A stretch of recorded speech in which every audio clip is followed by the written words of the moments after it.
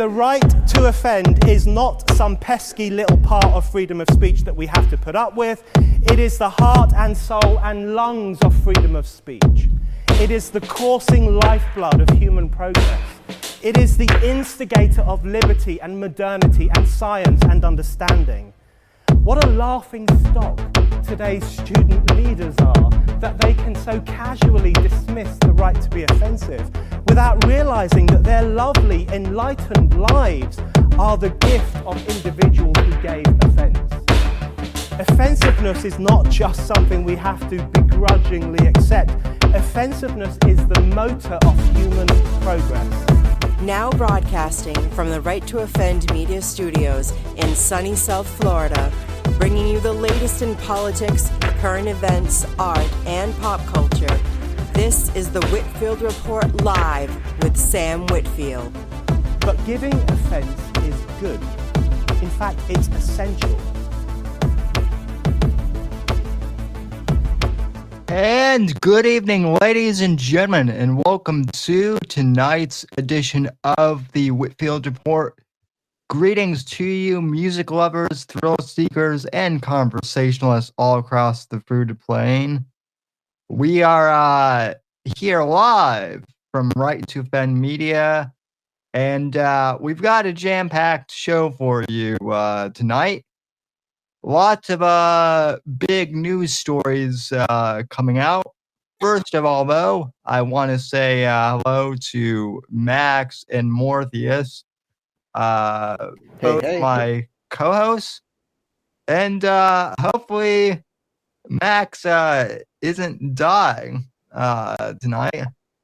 Nope, just smoking pot. Well, that's, that's good. I can see the confusion though, because I was coughing a lot. So too deep of a pull then. Something like that. Yeah. I figured like we're doing a show, we're trying to be a show, and I liked the clipboard bit, right? And so I've been hard at work with our crack staff here and our writing team. And I got for you today a top 10 list. Ooh, that's exciting. But we got news, right? Things happened. Stuff has occurred, Sam, and the people, they need to know. Oh yes, they absolutely do need to know about that. So semi-breaking news for those who aren't aware, and for those who are. Sadly, another wildfire has broken out in California, in Los Angeles, and now it looks like it's near. Another one has broken out near the Hollywood Hills, and so. Our thoughts and prayers go to everyone affected there. I get some people are quick to like, oh, it's California, and I politically disagree with people, but man, these wildfires, they're in all across that state. They don't care what somebody's political affiliation is, for one, and I mean, it's just awful. Just like the hurricane devastation we saw in the South this year, this is a particularly bad wildfire for California, and so my heart goes out to the people affected by it. Yeah. Also, I do have, there are friends of the show who listen who are, also in California, and so. A few of them reached out to me today to let me know that they were safe and sound. Unfortunately, two guests who I was planning on having on the show more towards the beginning of this year let me know that they're going to have to postpone because they had to evacuate. And unfortunately for one of them, it seems like, they may have lost, their home and, all their possessions. So I don't want to say who it is, both out of respect for them and also the upside of the story there, whether whoever it was, is that they are physically okay, because obviously fire is really dangerous, and it's awful when somebody loses everything like that, and in a lot of cases they're not even going to know for a week or two. Right. Yeah, so thanks to everyone out there who has let us know that they're safe, and thoughts and prayers to the people in California. And as much as I hate to politicize things, Max, I mean, everyone else is doing it, so why not there's a difference in like what I was saying is, I've seen on, maybe it's just internet stuff, but I've seen some ill will towards the people affected by the fire on Twitter, and I don't like to see that, because that's stupid. But criticizing the government and its role in dealing with this, and what they're prioritizing spending money on, I think is an important discussion. And so when you see the Biden administration releasing, I believe it was another $500 million in funding for Ukraine today or yesterday, I'm not sure if it was yesterday, either way, as these people are suffering right in California, everything's burning. People see that as very friggin' tone deaf. Those are, and here's the thing, Joe Biden, those are like your core base of voters. If not for those 55, electoral votes from California, your party got 150 votes in the electoral college, right? And think about the popular vote if you took out California. Like, this is your base, Democrats. What are you doing? You're letting your home base state burn while you send money to Ukraine. I don't even understand how that makes sense. Absolutely, unless you just don't give a shit. Because those people's homes burning down give a shit. That's their entire life. If Democrats don't give a flying fuck about California, what do they care about? Yeah, I mean, if you live in a blue state, you know it to be true. The Democrats don't give a fuck. But yet the voters in these states keep voting for them. It's insane to me. We saw a bigger shift in this election than I think we have since the 80s of people in blue states voting red. But man, they still make these policy decisions. Gavin Newsom, it seems like Sam's having some audio problems there, so I'm just kind of filling time for him. But Right. It seems like his priority isn't on the homes of the people that are burning down, Gavin Newsom, but rather on saying, yeah, we're doing things correctly. Don't worry. Immigration is great. We're going to bring more people in. We're going to build. And here's the thing. I don't know if I've talked about this, but a thing Democrats do is that they use an emergency like that to build new housing, and they build low-income housing to fill with immigrants.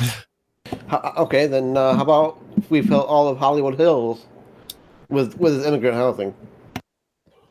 I think they would at this point. I think the political elite is completely detached from the Hollywood elite at this point, because they think they have them so wrapped. Could I don't be. think they give a shit. You notice they're shocked whenever one Hollywood guy is like, I kind of like Trump. Yep. Actually, I think that the political establishment in our country thinks that the Hollywood liberals are just such puppy dogs at this point for anything the Democrats want them to believe, that they don't even feel like they have to bother to get their vote. Because most of them are. Yeah, it's expected, right? Their vote is just expected. It's not, it's the same with a lot of black people, disabled people. You guys have mentioned this, Hispanic people. Democrats just expect their vote, right? Yep. They don't feel that they have to earn it. And that's why you saw record numbers of black people, Hispanic people, women that traditionally had voted, or even that did previously vote for Joe Biden. Looking at those numbers is kind of interesting. So you can actually see people that voted Obama, Trump, Biden, Trump. Yep. Now, those people exist. A lot of people would be like, that's crazy that somebody would make those particular set of votes, right?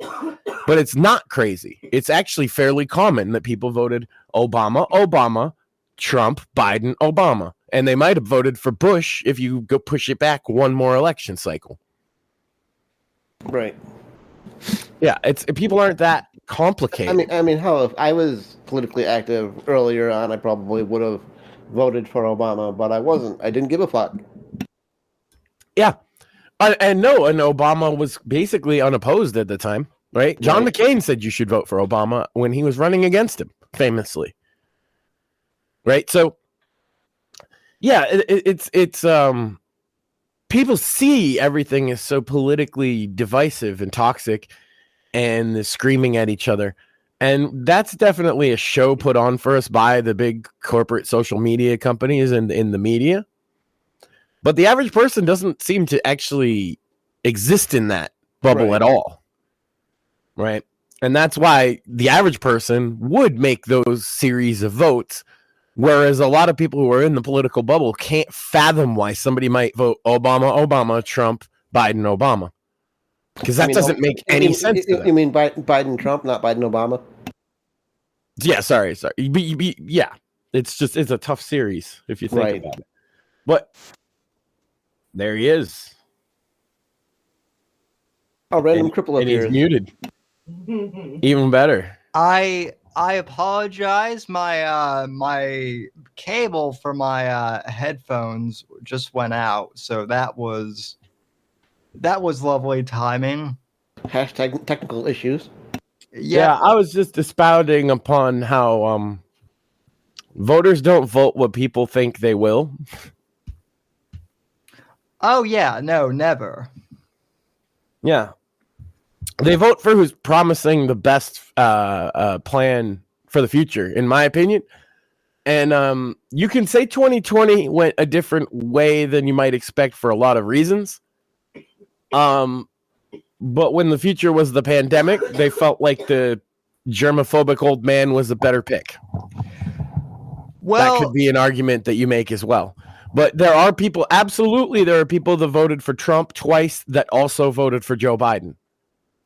And that also voted for Obama at least once. Yeah. Well, I think as far as the California wildfires go, one of the points that I was going to make before I lost audio, and Max, maybe you already said this, but like I said, I hate to politicize, the fires themselves, but as James Woods pointed out on X today, and by the way, I guess his home, was one of the ones that was, burned down. Right. This is what I mean by when people celebrating California. Well, James Woods is, not a left-wing guy. And his home is absolutely being affected by this. So, But James Woods also posted earlier today criticizing the mayor of Los Angeles for cutting, the budget of the fire department mere weeks before, yes. this. Well, that and they literally sent fire equipment to Ukraine in 2022. That is also correct. They gutted the fire department, and now they're having the worst wildfires in LA history. Yeah. So this isn't his tweet. This is from, for those of you listening, on the show, this is from the Unusual Whales. But James Woods tweeted this video. Basically, the LA mayor here, Karen Bass, is refusing to answer questions out. She looks like a Karen, doesn't she? Yeah. Well, she looks like a typical, I hate to say it, but, a literal social justice warrior. What, the mayor of LA? And so this was her response to, basically them cutting the budgets for the fire department and whatnot. Citizens an apology for being absent while their homes were burning? Do you regret cutting the fire department budget by millions of dollars, Madam Mayor? Have you nothing to say today? Have you absolutely nothing to say to the citizens today? Elon Musk says that you're utterly incompetent. Are you considering your position? By the way, that's not like audio problems for those listening. No, she's just She's not actually talking. Yeah, literally with multiple microphones and cameras pointed at her, being asked questions, not just from the one guy you can hear, but you can hear there are other reporters at. So she's at essentially a press conference, whether it's, an official press conference or not, and she is literally stone-faced silent in him asking about these things. Yeah, for those listening, she's she's basically looking basically At the floor. In shame, which you should be ashamed. She should be. Well, she's also like, her eyes are darting around the room, also like, Looking to be saved by somebody. looking to be saved, like, even like a couple of her aides that are like looking at her like, say something. Well, this is common. I was talking about the like modern, political elite. They also don't. When you apply to be in charge of things, right? The implication is that you're going to be responsible for those things. But this modern leftist class of people, it's not only just with this, like you see it with their like videos of, oh my God, this is me at work and we're not doing anything. They don't want any responsibility at all, but they do want the important credentials. They want the power. They want the power. They want the title. They want to be seen as important. But when the shit hits the fan, is this bitch going to do, like, what is she doing? She's looking at the floor. Politicians of yesteryear, whatever you want to say, would very often, in a case of like a mayor, in a case of a fire, is going to be at the fire station leading the efforts the best he can. Yeah. So to be fair, I haven't seen this whole clip. It's 2 minutes and 41 seconds long. I do want to see, because I haven't watched this. I only saw a little bit of it before I. Right, but it's notable that she stood there and stone-faced silenced his 5 or 6 questions. Yeah, no. Even if she says something after that, it was good of you to kind of stop it there, because that's insane. You are the mayor, and you made that decision. This is what I mean. You made a decision that now put people's homes not only at risk, but they're gone. Yeah, At least try to justify Lives are going to be it. lost because of this decision. The fact that like she hasn't said anything and we're like 25 seconds into this clip speaks volumes. I do want to play the remainder of this just because I want to see if she gives like an answer at all, because I'm not sure. But if she doesn't, we'll, I'll cut it off eventually, and yeah, that'll be our answer. I'm predicting she doesn't say anything, but let's see here. Madam Mayor, have you absolutely nothing to say to the citizens today who are dealing with this disaster? Still nothing. No apology for them? Looking at Do you the think corner. you should have been visiting Ghana while this was unfolding back home?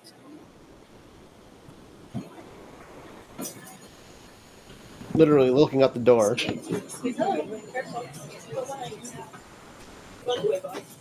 I can't believe she's going to give a complete no answer like that. That's crazy. Yeah, she just walked off. Hey, For those listening, she just walked off. Yeah, well, also... Ed and Brian Krasenstein, if a fucking Republican did this, you would be fucking fuming.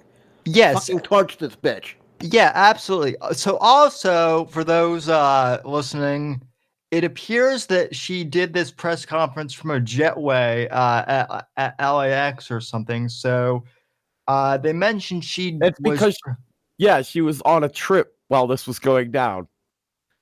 Yeah, so... I know I said I was going to play the entire clip, but I think if it's just, her being followed into LAX, I think we kind of know then, what the... If it was just caught off guard, she would have said something by that point. This was I'm not talking to a reporter, which, interestingly enough, you know what's a better thing to say, Sam? No comment. Anything. No comment. Yeah. Like a word. It's the same effect, right? No comment. I don't have a comment at this time. I need to get to my office. I don't really have all the information, and so I can't comment at this time. Thank you. Right. At least blow smoke up somebody's ass. Yeah. At least pretend you care. These people's homes are burning. And Nero fiddles. Yeah. Gavin Newsom is not much better. How'd you know who I meant by Nero? Well, I mean, we were talking about slimy characters here, Max, and who is slimier in California than used up cars salesman, Gavin Newsom, or I'm sure there's somebody slimier in California, but none of them are more visible. Oh, well, let me rephrase, Max. No one in the government of California is slime. I'm sure in Hollywood, in Hollyweird there might be, but he sweats butter. Did you know this?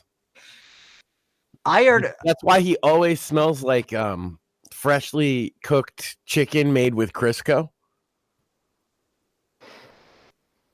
Well, I didn't know he sweats butter. I thought he I heard he sweated motor oil because he was a used car salesman or something like. Well, that too. Like that. And then with the combination of his natural like brimstone odor, it's quite a stench. Oh yeah, I'm sure. Well, it's easy to miss because they're in California, Yeah. I'm shitting on California as it burns, Sam. Am I a horrible person? Well, I mean, no, you're shitting. Look, if you voted for this, it's not that I don't feel bad for you. It's that why. Right. Yeah, that is a legitimate question. Why? Well, and Craig actually, I think Craig is probably watching. So hello, Dr. Craig, if you are in fact watching. Craig just DM'd me this clip here, actually, speaking of Governor Newsom. Well, I saw his mouth open, so he's at least one step better than the mayor. Yeah, but he's doing the thing all politicians do, which is, opening up, the joke. How do you know when insert foot? Yeah. Well, how do you know when a politician is lying? Right, but I said she could have got more of a pass if she did that. Right. She didn't even do that. She's just like, fuck you. You don't get an answer. I don't care whose house is burning down, which is really dumb because in this case, it's not just like the poors where they can gloss over it. These are some notable celebrities with money whose houses are burning down as well. Right? So the class action suit is more likely to happen and make a dent in people's lives. You know what I'm saying? Yeah. This is the point. This is the point where it's not just affecting the poor, where they should actually be like trying to help and nervous.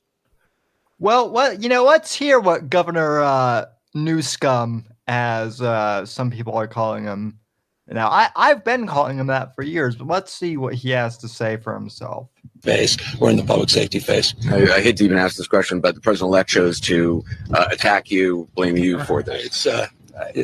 One can't even respond to it. I mean, it's people are literally fleeing. Well, you can respond to it, but you won't because you're a bitch. Kids lost their schools. Families completely torn asunder. Churches burned down. This guy wanted to politicize it. I have a lot of thoughts, and I know what I want to say. I won't. I mean, come on, Gavin. You've politicized. Fucking say it. the whole thing. Also, I love how He's politicizing it literally in that clip. yeah. Also, like, you know, I know it's CNN and I know it's Anderson Cooper, but still, shame on and because you know that they were going for this exact shot of a, you know, of a house literally burning in front of them. You know that was like optically staged to make it look more dramatic.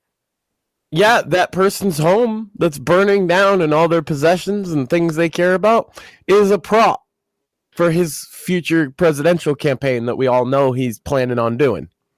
Well, you know, I hate to make well, no, I don't. Let's just hopefully at least let's hope that Gavin's you know, political career is just as toast as California is right now, because it deserves to be. Hey man, that's not nice, because Gavin Newsom, we hope that he's torched to the ground, but California has burnt down before, and California has been shit before. California will come back from this. I'm the one person that's actually hopeful on that I think there is a future for California. It's going to take a lot of work, but if there's one place historically in America that was willing to put the elbow grease in, it was California originally. Yeah, that's true. So I'm not. We're red. It's not even the red, right? Like the pioneers that came out there and built that motherfucker, and like I specifically mean San Francisco burnt to the ground, right? And was leveled by an earthquake. So California could come back from this, okay? But it's going to require them making different and better decisions than they have in the past. Not only their politicians, but their voters as well. But we could see it. I'm not going to hold my breath for California making a giant turnaround in the next few years. But you could see a long-term comeback for them. I mean, New York had a comeback. Now they're right back to where they were in like the 70s in terms of violence and things. Out where I'm at, I was just watching a thing, Sam. Most gangsta cities in Massachusetts, and I've lived in 3 of them, and they were all in the top 5, and one of them is number 1. And it gets rougher out here. It was better in like the 2000s, 2010s, you know, despite even the economy, like crime was just kind of down, generally speaking. And now that kind of shit's up again if you live in any city, red or blue, but especially blue. You know, you can't have your wallet in your back pocket no more. It might get picked. You know, it's like it's rough out here. I want to go to the chat real quick. Maxine comments regarding the LA mayor. Does she think it makes her look good just ignoring them? Honestly, Maxine, I don't know what she's thinking. I think that she's not good at politic talk, like I said, because like I would on the spot do exactly what I said. Like I don't have everything in front of me right now. First off, my heart goes out to everybody affected. She can't say that. If you can't say that, maybe you shouldn't say anything, I guess. Maybe the thing you should say is I resign. Yeah, I resign. You can't say, okay, I'll get to my office and then make a statement. Hey, I'm just getting back right now. I'm not prepared for a statement. Anything like that would have not gone viral. Right. But they don't care about any of us, right? This is exactly what I mean. She wanted a job where she could exert her power, where she could be important, where she could hobnob with celebrities, where she could not do very much work. But she doesn't want the part of being a politician that is the downside, is that when everything literally is burning down, people come to you and say, what the fuck?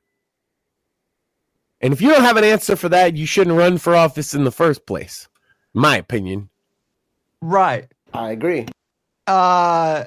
You know, I think it's just, we're talking basic stuff here too. Like, if you can't, if you can't agree, especially in California or somewhere like Colorado, if you can't agree that the fire department deserves funding, and you're in an area that is pretty well known to experience, wildfires and stuff like that, yearly almost. And every year they creep a little closer to them Hollywood Hills. Is it really a surprise they hit the Hollywood Hills this year? No. Nope. I'm surprised it didn't happen sooner. They've hit the Hollywood Hills before in my lifetime. And as much as I hate it's almost like it's a cycle. It's almost predictable. Yeah, and if you had the funding for your fucking fire department, maybe you could have predicted it better. Yeah, and I know that some conservatives are gonna, maybe give me crap on this or something, but like I'm gonna say anyway. As much as I dislike Jerry Brown politically, at least he and other Democrat governors in the past and other mayors of LA in the past had the good sense to say, hey, California is a wildfire area. Maybe we should, make sure that the fire department gets. Also, Jerry Brown, to hammer on to your point, made deals with bordering states and the federal government to help out with those wildfires, which is something that Gavin Newsom has been very opposed to. Yeah. And again, Jerry Brown, famous establishment Democrat. So we're not exactly praising a right winger and just even the last big Dem they had over there knew this shit. He knew it, and and the same thing with the earthquake responses and stuff. Jerry Brown, you didn't hear about him getting criticized for responses to natural disasters year after year. Democrat, sure. Liberal as all fuck. I have all kinds of complaints about Jerry Brown because I'm like an old punk rock guy. Of course, he's like in a million punk songs making fun of him, right? But natural disasters is not one of the punk rock guys' points about Jerry Brown. But it very easily could be if you're writing songs about Gavin Newsom, couldn't it? Because he fucks up the wildfire every year. He fucks up the earthquake every year. He fucks up everything. Well, and let's not forget how he handled the pandemic. Probably one of the worst cases, except for fucking Cuomo. It's Cuomo and Newsom are probably the worst. And then what's the lady Whitmer? Those are the big three. Yep. Whitmer, Murphy, Newsom, and Cuomo all should be up on fucking charges. Yeah. Yeah, and so the trust of the people ain't there if you can't handle natural disasters. This is not a fucking partisan issue. People's homes are on fire. You need firefighters. They need supplies. Yeah, well, the other thing you don't sell the fucking supplies to a fucking foreign nation. The other thing too, and David Sachs, said this too, but Gavin Newsom also, he's the one who said, "Oh, there's absolutely no funding to help with the homeless problem in LA or San Francisco." And yet when the fucking Chi-Coms came to town, the literal Chinese communists, suddenly we've got, $1 billion. They didn't even help though. They just cleaned the place and kicked the homeless out and moved them. Yep. Right. So and Californians, like they remember that shit, Max. Like it might not seem like it, but a lot of that's why I say there's hope for California, Sam, is because average dude isn't as stupid and blind as people think. What it is average dude doesn't vote enough and pay attention enough. But when you make them fucking pay attention, you can get change to happen. And California is making people pay attention. These clowns are basically laughing at you while your house burns down. When you make the average dude pay attention, he's pissed off. We actually right. The last thing he wants is to pay attention to politics. He wants to watch his sports game. He wants to fucking watch a movie. He wants to drink a few brews with his friends and fucking relax on the weekend and go back to work. That's what average dude wants. He doesn't want to care about politics. Stop making him, because if you make him, he's angry at you. Well, also, Max, there are a lot of people in California who, I don't know the specific numbers, but there are people in California who do watch, and listen to the show. Right on. But they've always kind of had to, keep the fact that they're, Trump supporters and, conservatives in the cloth, kind of on the down low, because, they work in the entertainment industry, or, they work in a field in California where it's not exactly like popular to listen to a show. Right. Like ours. In that position, it's actually hard to get invested in the politics because you'll find yourself accidentally talking about it. Right. But there's such a thing as having a power level too high for your own good, if you know what I mean. Right. And so a lot of them are going to tune out. I guess they'd listen to us because we kind of counter the extremist stuff a lot. But yeah. And we generally, you don't want to have extreme politics. I know this from working with musicians. Is the more I was paying attention to politics, the more I'd step on my own dick in conversation with people and offend people that I didn't mean to. Right, and so a lot of them are, and so a lot of listeners. This is why I've started the show. Me being really sympathetic to the Californians is because I know people who are personally affected by this. But I will say this too. If there is one, I guess, silver lining to all this, it's that a lot of people who felt disaffected to speak on this before really don't give a fuck anymore about speaking out, because some of them have literally lost everything. Yeah. And so if you can't relate, to their politics, whatever, right? But the people in California right now have this righteous anger towards government officials who have let them down. And I think that we can all empathize with that. That's what's happening, is these government officials are not only letting them down, but that woman refused to say one word. Yeah. One word. Your home is burnt down. You've lost all your child's belongings. You've lost priceless family heirlooms and things. And this woman cannot muster one word of sympathy or anything because she knows she's up Schitt's Creek without a paddle, because she cut funding right before it happened, knowing damn well that last year it came all the way from the north all the way right down to the hills themselves. And meanwhile, your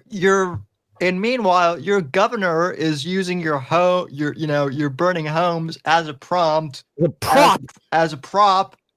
and also like somehow that home that was behind him, staged as a prop, Sam, was full of childhood memories. That home was full of a family or a people. Right. That was a home that he's just using it, burning down as a prop for his goddamn campaign.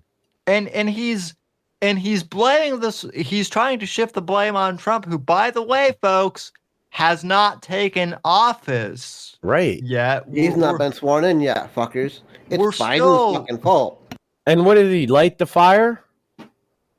Well, that's how some of these people are acting, right? And they're still saying that, Trump's policies from the first, from the first administration are in California, where they basically don't follow any of them and make their own laws. Right, yeah. So originally California was saying, fuck Trump, we're not gonna follow his policies. But when fucking disaster happens, magically we follow Trump. Well, it's like you were getting at, Sam, and like Mortheous just hit on there. It's like it's enough is enough. They'll finally speak out. Maybe they agreed, maybe they disagreed with like the politics of the day. Okay, but it was acceptable. It was comfortable. Yeah, they're navigating this. Oh, well, maybe I got to deal with the trans bathroom thing, or maybe I can't talk about this issue because this particular company I work with would have a problem with it, that kind of thing. Okay. But now the problem isn't that. Now the problem isn't I'm going to lose an endorsement deal. Now the problem is people's homes are burning. Yeah. In a very populated area. And by the way, not too far away from where all the homeless people live. And Right. and if the fire spreads that far into the city, Sam, it could be one of the biggest tragedies in modern history. And If that fire gets into like downtown, South Central, and some of the projects, which is entirely possible, okay, very much so. you're talking casualties could see thousands, maybe even millions. Yeah, I mean, I hate to say it, but and this woman has nothing to say. Right. I'm stunned. It could very well happen. Unfortunately, while we speak, actually. How many people live in the city of LA, Sam? A lot, right? Like 40 million or something. I'm gonna look that up. Yeah, I'm gonna look that up too. Actually, okay, 3 million. But if you include like, I guess I'm including like Orange County and like the whole surrounding. Right. It's a whole community. Like I think like 40 million people live in Southern California, and that's where the fires are. And they're all different kinds of people. And yeah, some of them are the kind of people you probably, if you listen to the show, don't really like, right? Blue-haired, cat lady, woke SJW types. And some of them are hard-working motherfuckers, and Trump supporters even. And they're just like you. It's a very big and diverse population, and I use the word diverse in the more textbook sense. Yeah, right? In its proper sense. I mean, the other thing too, I think that a lot of people forget is, even if you're not directly in the path of the fires, there are things like smoke, damage and smoke inhalation. That's very well, if your whole neighborhood burns down and your house is spared, the smoke damage in your house is gonna cost thousands and thousands of dollars to fix. Just the smoke. Yeah. Not one little hint of flame has touched your property. Electronics might need to be replaced. So there might be even structural damage from the smoke. It's not. It might end up your house is just condemned because the whole neighborhood burned down. Yeah. It's not as simple as people think. It's horrific, actually. There's children now that are going to be homeless, right? Like currently because of this. And again, it's just flabbergasting. This woman literally couldn't even muster, I'm really sorry for everybody affected. I'll give a bigger statement later. Nothing. She said nothing.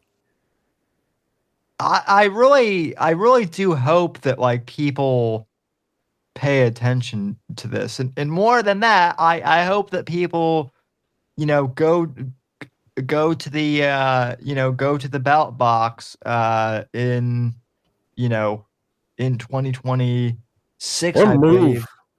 Because at this point, if your shit's burnt down, it might be time to relocate. Arizona, Nevada, if you have family, get it out of there, right? Because these people are literally, like, for example, Gavin Newsom having lavish parties where they weren't masking or doing any of that shit, while literally was like putting people in jail for going to the park with their kids. Yeah, that outdoor fucking luncheon that they had, like right after they told another party to shut down because they weren't important people. Yeah, right. Yeah, we're not people. You see, we're just the serfs still in their mind. These people think that they are the aristocracy and that we are there to serve. And it's okay. What happens? Oh, it's a pity they lost some of their houses. Oh, that's a shame. But see, what's happening is literally the motherfuckers that are like on their sides' houses are burning down too now. You know what I mean? Like the aristocracy's houses are burning as well. Well, and also like I hadn't thought of this, but a lot of people have like second homes in in California. Even like a lot of these folks who live in in like California, some of them have second homes in California too.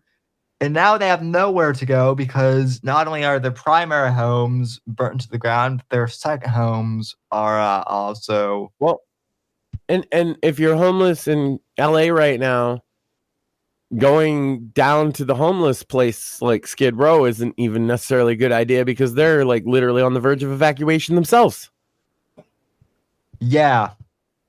The mismanagement on all levels of this, like, one, they should have expected it. 2, they're cutting funding, right? 3, it doesn't seem like they were ever prepared for it to hit close to the city like this at all, which is insane because, like, that's the first thing I would be scared of, right? Oh, every year the wildfire gets a little closer to this big, densely populated city. But let's not protect the city. Do you know why? You know why they don't care? Because the first parts that it's going to hit is the ghetto. Yep. That's exactly why they don't care, in my opinion. It's because it's going to hit. It's going to hit like South Central. It's going to hit like Compton. It's going to hit like Inglewood. It's going to hit Skid Row. It's going to hit all the places they don't care about. But now it hit Hollywood Hills. Now you know what I'm saying? Now it hit the place they care about. When it was going to hit all those poor minorities they don't give a shit about, right? They didn't, whatever. Let's cut funding. But the wind blew it just in the right direction to hit the rich people house, and now people care. Yeah. Typical. Yeah. Well, I guess that's California politics for you. That's right. If you're poor, you don't mean. This is blue state politics. If you're poor, you don't mean shit. And yeah, I'm really hoping that we're a Democrat. We'll give you handouts, but fuck you if you actually need help. Yeah. Yeah. And the handouts come with strings attached that make them more poisonous than you would like. Yep. Like, sure, you could get your food stamps, but you can only work these many hours, or we cut them all. Yeah, you can't do enough to get out of the shithole that these handouts put you in. Oh, you're starting to get ahead. Well, we got to start cutting some of this. Like, fuck. By exactly that amount. My favorite is Dave, actually. Famously, Dave Grady, the guy that I guess I gotta pick on the internet, has described it, and he's too stupid to like. He doesn't really understand what's at play, but he knows what's going on. Is that he says if I get a job, right, they're gonna take an equivalent amount of my money, my benefits, right, as the work I do, which is true. This is true. Did you know that? When even a guy like Dave Grady can get it, that's a problem. Yeah, well, he's completely retarded, but he understands that at that point he's just working for free. And so he just doesn't want to do that because why would you want to work for free? And he's not a genius, and he figured that out. What's that say when somebody like Dave can figure it out? Yeah, because that's the incentive. Well, Dave will figure it out just kind of as raw as possible, where people smarter than Dave don't even really see it for what it is, you know? But if you go and you try and you make something better, like he said, he actually got in trouble with it because he didn't file the proper paperwork and stuff. And it's like Dave is literally on disability because he's on. I don't know what he's on disability specifically for, but he's on it essentially because he's retarded. And like, of course, he's not going to know the paperwork to fill out, you know. And so they penalize him for not doing the proper paperwork or whatever, and he just thinks it's easier to just never even try to get a step ahead, right? Which is the point. It's meant to keep you there and keep you from having the disposable income to do something with yourself. The old rat race. Actually, do we got other news stories? We do.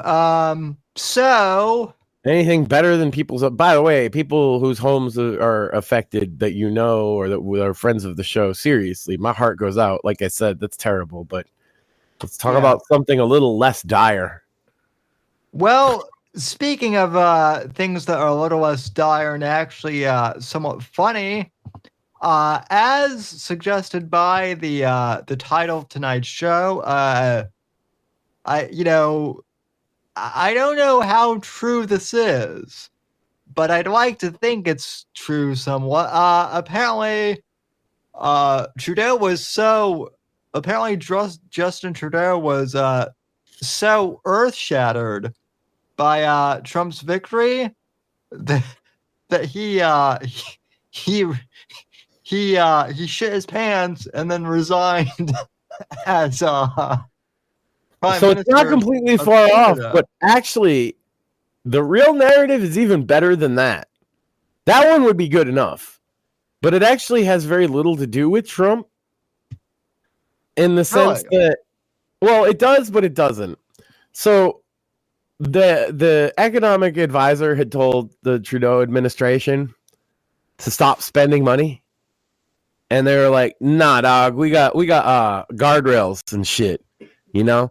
And she was like, "Yeah, you went through the guardrails. We're spending way too much." And he printed like 8 times as much money as like ever before. And she's like, "Yo, dog." It's basically like the head of the Fed for Canada, more or less, okay? And she's like, "Yo, dog, you're printing way too much money in a economic inflation recession kind of deal." And he's like, "Yeah, don't worry, bitch. I got this. We'll be fine." And then she's like, "No, seriously? You're spending way too much fucking money. I'm calling a session of parliament." And he's like, "Nah, bitch, shut the fuck up. I'm Justin Trudeau. What the fuck you think this is? We gonna spend all the money we want." And she was like, "Okay, well, here's the session."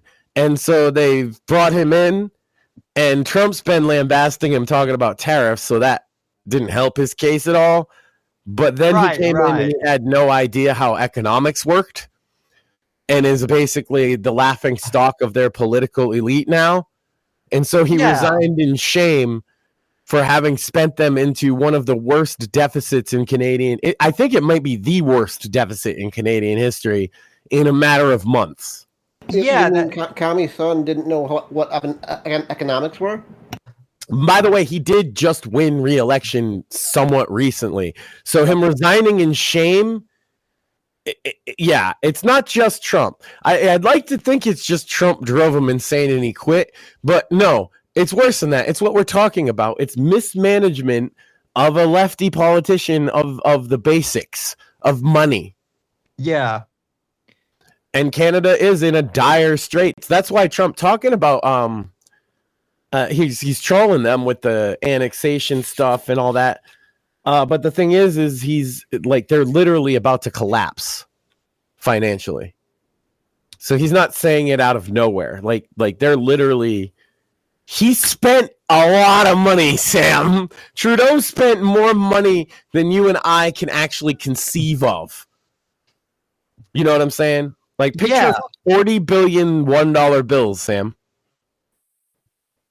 That's how much he spent in like 6 months. In Canada. Now, I know in America we spend way more than that, but Canada has way less people and way less GDP. They have a lot of forest up north. Well, you got to pay for that Canadian healthcare somehow, Max. That's right. And that's the other policy that he's put into place that's super popular is to fix the healthcare problem. Sam, did you hear about this? Did you know about this? What they're doing is they're telling poor people to kill themselves.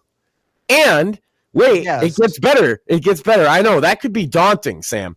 If you're a poor person and the government says you should kill yourself, you're like, man, but like, I don't have a gun. I'm in Canada. I can't get a gun. And like, other methods like drugs can be expensive. You see, Canada's got you covered, Sam. You go to a doctor and you say, "Doctor, I am mildly depressed and kind of poor." And they'll be like, "Sir, have you heard of the MAID program?" And you'll be like, "Why? What's this, doctor?" "Well, side effects may include you fucking dying and that'll solve all your problems. Oh, really? That sounds great. Yeah, we have these state-of-the-art suicide pods that we can put you in. They play nice, comfortable music as they put you to sleep forever. Like in Futurama? Yes, Canada has suicide booths, but guess what? It's better than Futurama because they don't even cost a nickel. It's free, Sam. Can you believe this? What a deal. Damn, if Bender were only there for that. Well, like, all I know is that like Geddy Lee from like You guys would both be heavily pushed to the MAID program. You know that, right? Oh yeah, absolutely. Yeah. Oh yeah. Especially after my incident in fucking August. Yeah. Oh yeah. No more. I What would be dead? I hate to say this, buddy, but like, you know, given your condition, although I'm not much better, but like, they would. Given what just happened in August, I'd be dead. Yeah. Given your condition, they would probably be carting your ass off there without even your permission. For all we know. Have you considered the MAID program? You're like, no, I wouldn't consider that. And they're like, oh yeah, well, we considered it for you, and come along now. I mean, seriously, is Canada basically back to like roasting the cripples on Tuesday? Is that where we're at? Seems like it. Monday, Tuesday, Wednesday, Thursday, Friday, Saturday, and Sunday. Probably twice on Sunday. Well, no. See, the cripples is just Tuesday because there's not enough to keep the ovens roaring all week. The rest of the week, it's like depressed people, poor people, fat people, skinny people. Who else could you reasonably convince to kill themselves, Sam? Okay. All those people kind of sort of cripple. Okay, Mortheous. I'll tell you what. I know I said that I wouldn't take the position for Prime Minister of Canada, but if it saves the cripples, then damn it, I'll step in and Ricky Berwick can be your number 2. Oh well, I want to go that far. I would put you in as my number 2 more. I'm just thinking of how many like middle-aged dudes, this is their experience, right? Is they go to the doctor, Canadian, obviously. They go to their doctor and they're like, doctor, I got this problem. And the doctor is like, oh, well, talk to my secretary and we'll schedule you in for 6 months from now, because that's how their healthcare works. But then in 6 months later, he's like, doctor, I got this problem. And the doctor's like, what seems to be the problem? And he's like, well, I got this cough, man, it's every once in a while, I just cough a lot, And the doctor's like, oh, I think I have the perfect solution. Have you tried killing yourself? Yeah, no. I mean, I've heard stories, like, legitimately, I've heard stories of people, like, thinking that they have cancer, right? In Canada, they go in, and it's like stage 1 or 2, which is easily, like, it's treatable. But it's not even chemo levels at stage like 1. Yeah, but like Canada's healthcare system is so bad that like by the time anyone can go and get treatment, it's like grandma's been dead for 6 months already. Well, it's like stage 3 or 4 where, you're kind of like, so something that's like easily treatable metastasizes to the point where it's like, oops, well, we thought that was treatable, but turns out you're terminal now and you're kind of fucked. So have you heard of the MAID program? Look, seriously, I mean, how monstrous is it that the government of a country that we consider like a first world nation is subtly telling like people to kill themselves over being poor or sad? Yeah, well, that's what I'm saying. Like, I am glad that you brought that up, because it's not like Canada is a third world. Well, I mean, maybe Trump is right. Maybe it is a third world shithole. Getting there now. Like, hey, my biggest video ever on Rumble was about me calling Trudeau a fascist authoritarian, and he is. And so I am very happy to see him resign, and he deserves it for what he did to the economy. Sorry, though, Mort was trying to say something there. Yeah, go ahead, Mort, man. No, we're good. No, I was just gonna say, like, you know, I think you know, I think it's good that Trudeau has stepped down. Hopefully they can get someone better. Which, by the way, someone. No, I don't know much about this guy. I really don't know anything about this guy, but I guess there's like a Canadian, like, the way he's been described to me is like a you know, a Canadian Donald Trump. Pierre Pierre Poilievre. Yeah, Pierre Poilievre, who I don't know much of him, but I've watched some stuff about him, okay, because of that exact reason. The Trump comparison is maybe both fair and unfair, but I liked how I've seen him handle that. The reporter mentioned that to him, and he's like, "Well, what similarities do I have to Trump?" And the guy's like, "What page have I taken?" Yeah, what page have I taken? Kind of like that's the right answer. No, I don't think. I think the only thing Trumpian about him is he's saying, "Let's try something different." Yeah, well, it's funny you bring that up, Max, because my stepdad actually sent me this very clip, which I was trying to find earlier. A number of your own comments and actions have been characterized as dog whistling to the far right. By who? By a number of different experts and a number of different people who work in this. Okay, well, I think it's been established that this is a concern. Are you trying to court the far right vote? Who are these experts? You say that there are experts who are saying this. Who are they? My question is, are you trying to court the far right vote? I am sorry. Your question seems to be based on a false premise. You can't even tell me who these experts are. It sounds like it's just a CBC smear job. I know that Justin Trudeau's supporters are so desperate to distract from that because his political career is falling apart. So we're seeing an attempt here to distract and protect Justin Trudeau from his extremely unpopular carbon taxes and other failing policies. But we won't let him or his or others distract from that reality. A number of your own comments and actions have been characterized as dog whistling. Yeah, he handles reporters like that a lot. Great. Where he says like they do this and it's so easy to see through, and maybe a lot of people don't know the trick, I guess, that's going on here, but it is like your natural response is the right one. So what the reporter is doing here is, like he said, it's a typical smear job where they're asking you a question based on their opinion, but they don't want it to seem like it's their opinion. They want to give it an air of validity and make it seem like this is what the people are thinking.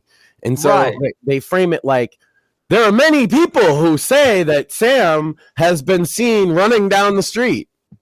And this, by the way, that's a true statement. There are many people that have claimed to see Sam walking or running, right? And so if I'm that, this is why it's a perfect example, Sam, right? I'm that dishonest reporter. I'm going to say, Sam, many experts have attested to seeing you running down the street. Do you have any comment on this? Well, you know, Max, who are these experts? And see, this is where I'm better than Shmuley, because mine's based on a glimmer of reality. I mean, better than the reporters, because I'm going to say it's Shmuley and oh my God, there's a couple other people. Craig, I think. Well, is Shmuley really credible though? I mean, you know, come on. Shmuley's just trying to save face for the fact that he hasn't, you know, that he hasn't showed up for RTO board meetings for about like a fiscal year, you know. Yeah, but he was saying that before then. Well, that's just Shmuley being Shmuley. I mean, you know, what else? Okay, well, many experts believe, Sam, that it is possible, you know, that you run down to the street many on experts PCP. and their dino nuggies. Yeah, so is it possible that you do PCP and then run to the store? I mean, what's the evidence for this again? Many experts believe, Sam. Who are these experts, though? Yeah, and that's how you deal with it. See, like they say that the experts thing to give it this air of validity, so that it seems serious, so that you feel like backed in a corner. Or they say many people are saying, many people believe. But it's just that reporter. And the best way to shut it down is this guy. It's almost a textbook example of like who. Well, it's throwing, it's basically like throwing, the question right back at them, right? More realistically, like something that Mortheous and I don't want to speak for Mortheous, but like for me personally, there are lots of people who will actually say something like, well, many disabled people feel aggrieved about X, Y, Z, thing. And I'll be like, really? Well, who are these other disabled Who are these people? disabled fuckers? Yeah. Sure as hell didn't ask me. I mean, the thing is you can take it to the next step, and maybe those people do exist. You can still deal with the question even then, because it's like, okay, well, I understand those disabled people's concerns about X, Y, and Z, and they're entitled to feel that way, but I feel this way, right? Right. But they're trying to take all that away by framing it in this isn't my opinion. This is other people that you can't, anonymous sources that you just can't confront and you don't know. Right. And the problem I think he has in that particular clip, okay, is that he did ignore the question, but he should have. This is what I would do differently. You answer the question on its own, detached from all the precursors, because it was a question you could slam dunk on anyway. So what I mean by that is the question was, well, some people believe, are you dog whistling? You're dog whistling to the far right. Experts say, and he's arguing about all that. But then the final question is, are you dog whistling to the far right? And the answer is something to the effect of, I don't know what that means. Right.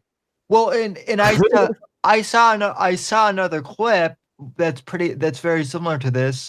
This one I can't find, but it's essentially, basically, as I understand it, reporters do this to him, I guess, a lot. Like, ask this exact same question, him dog whistling to the far right. And there was a clip. It's YouTube probably pulled it for all I know, knowing how YouTube goes.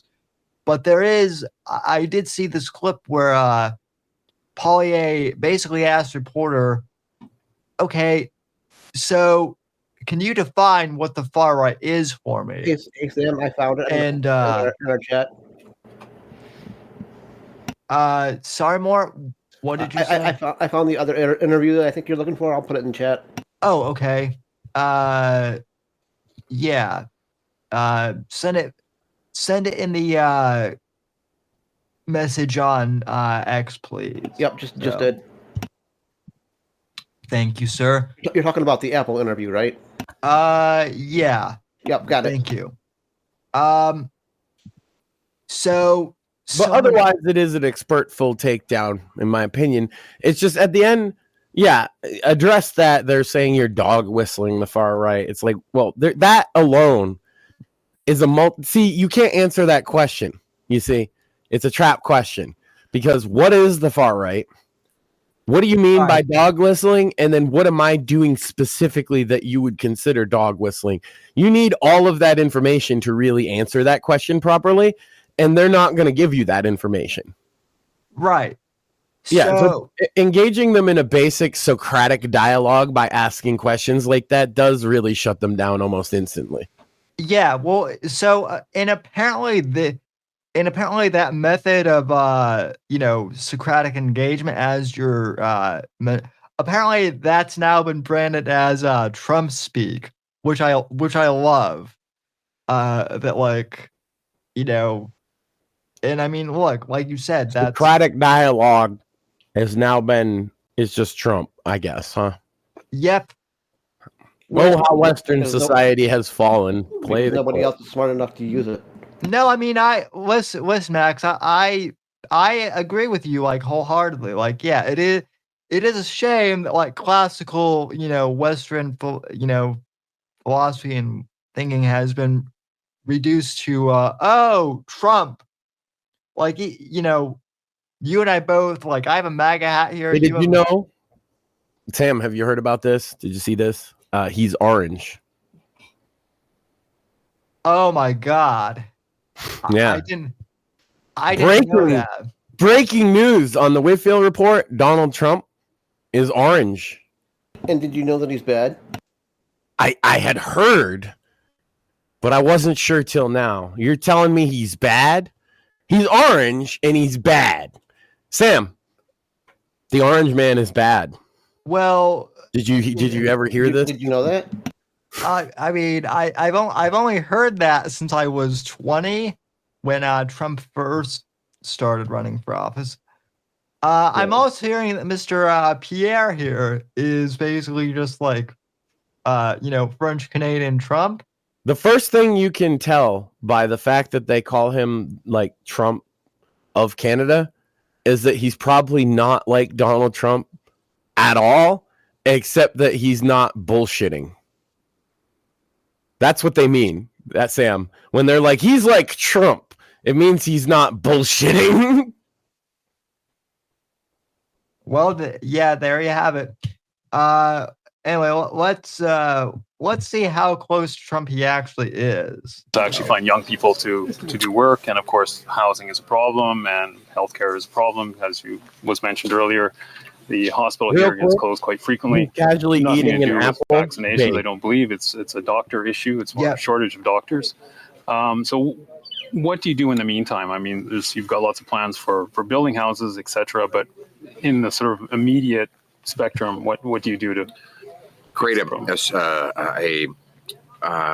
Blue Seal test to quickly license the 20,000 immigrant doctors we have in Canada? Many of them are prevented from ever working, and they give up on getting a job as a doctor, and they end up taking low-wage work for the rest of their lives.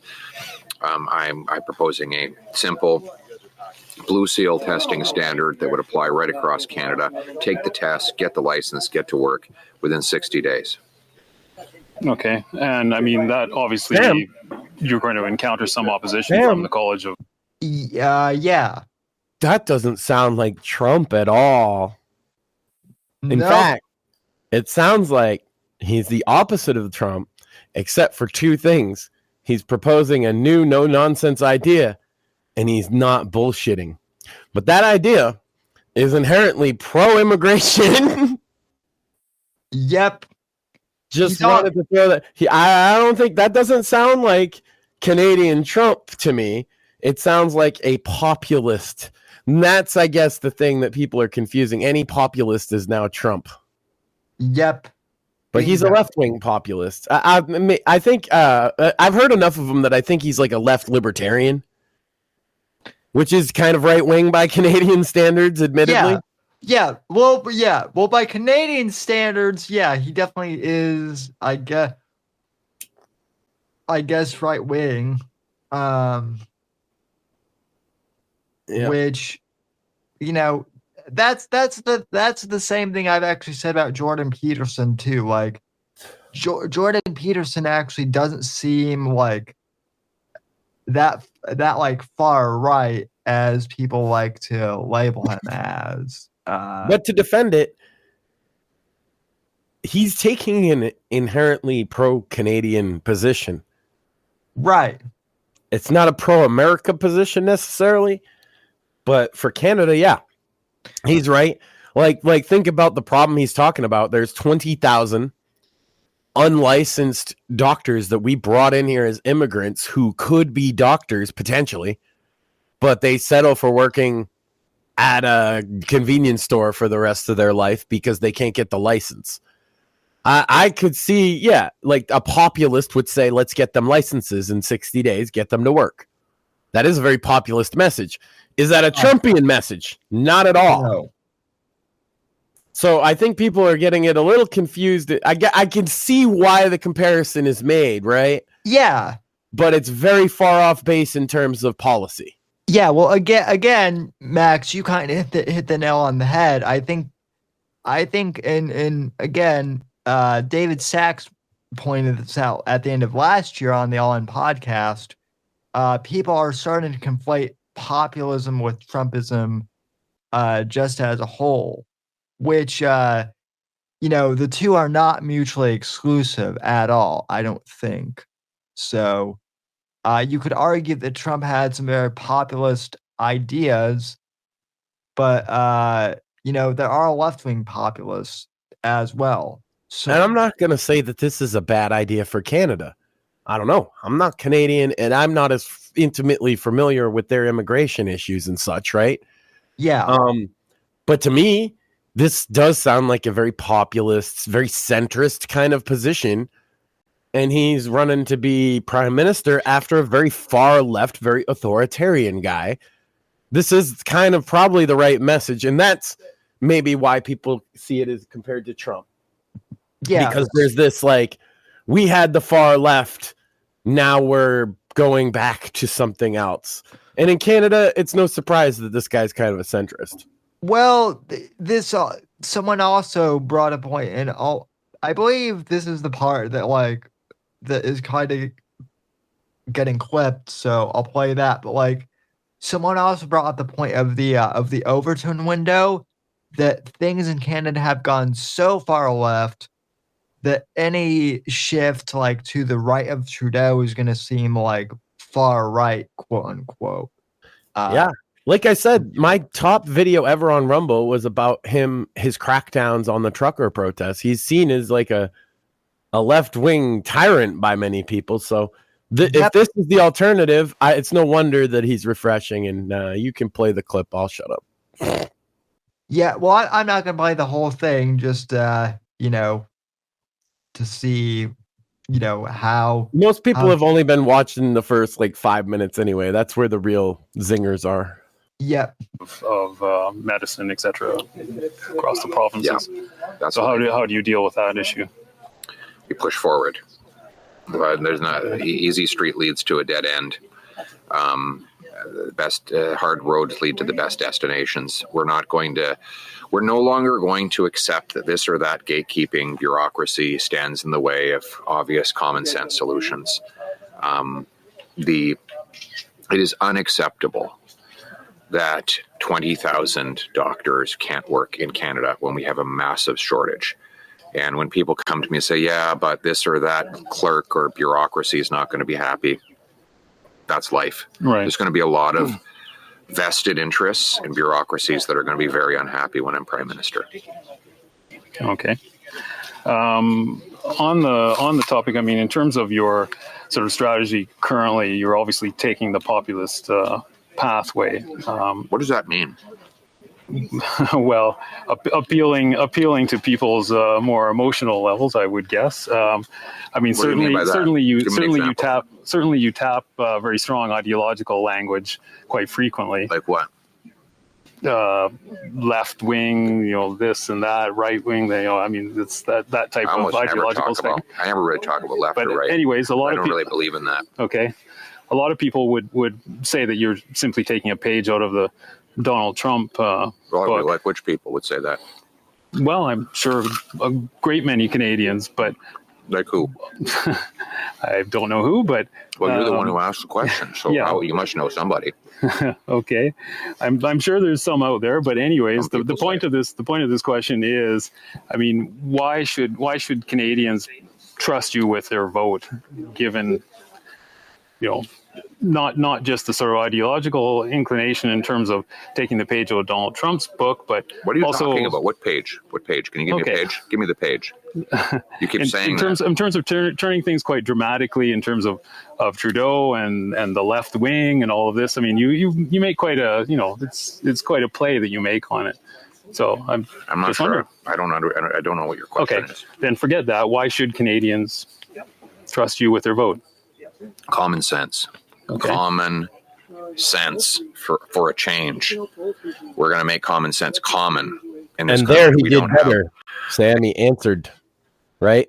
He ignored the precursor, like I said, and just answered the question, right? Common sense. That's why they should trust me with their vote.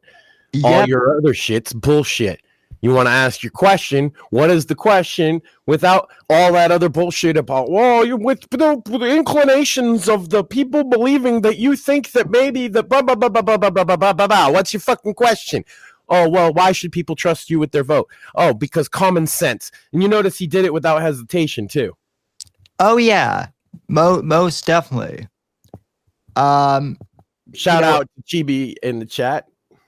Oh, hey there, Chibi. Hope you're doing well. Thoughts and prayers to everyone in California, as we discussed at the beginning of the show. But yeah, I'm not sure exactly how, I'm not. Now it's Trumpian just to question people's bullshit premises. Yep. Yeah. Right. That's what it is. You have to just accept all their presuppositions. Presupposition, like they're presupposing, right? He presupposes that there are people out there that believe you're just like Donald Trump. And because there are people out there that believe you're just like Donald Trump, what do you say to those people that believe you're just like Donald Trump? And it's like, well, how do you prove that you're not just like Trump? Yeah, they never even give you the point to say, wait a minute, what are you talking about? And you notice the reporter, even when he's asking those questions, he keeps trying to barrel it through. You're not supposed to ask questions back, you see? Yeah. That's what they mean by he's like Trump.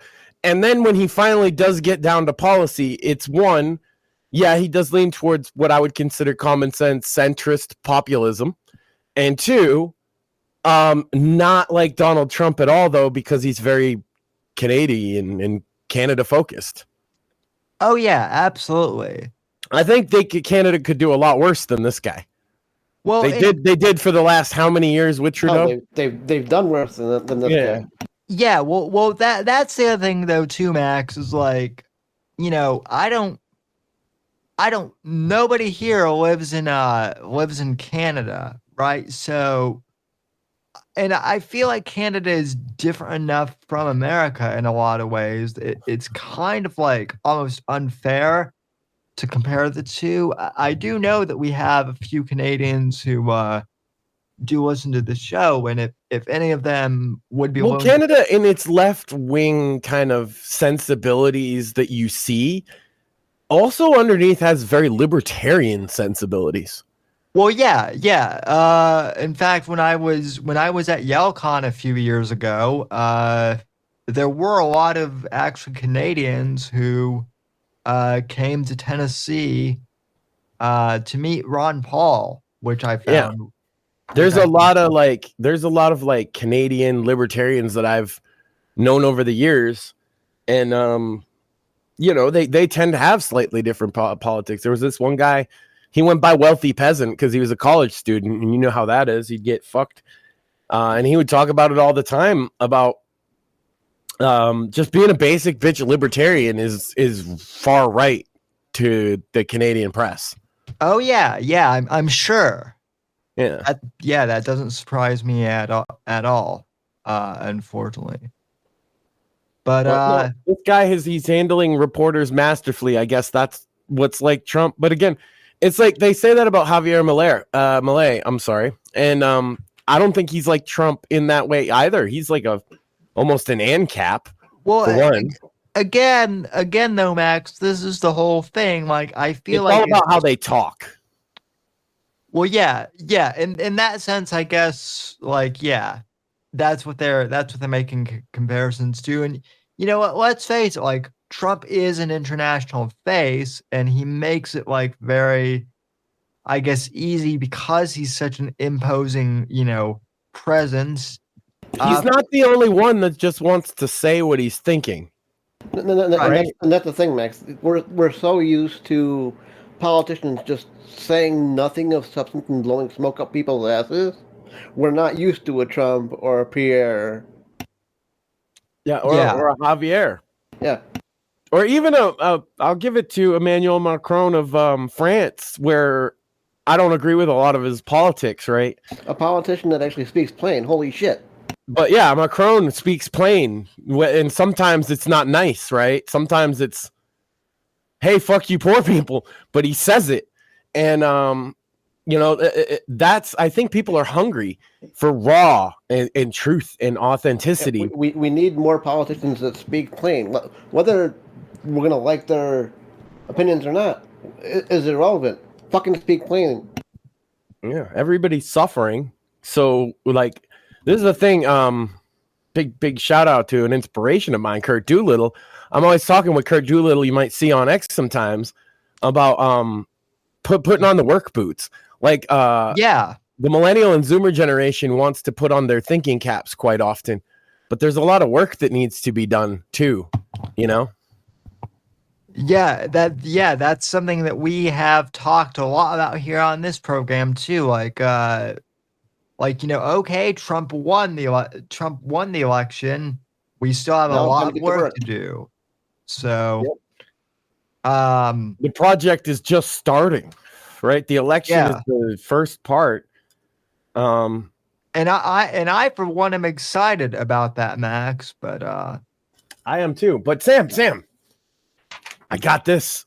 Yeah. I got a list. I didn't even tell you guys the topic yet, right? Yeah, I was actually just going to say, that's all I've got for stories tonight. What's on this top 10 list that you have for us, sir?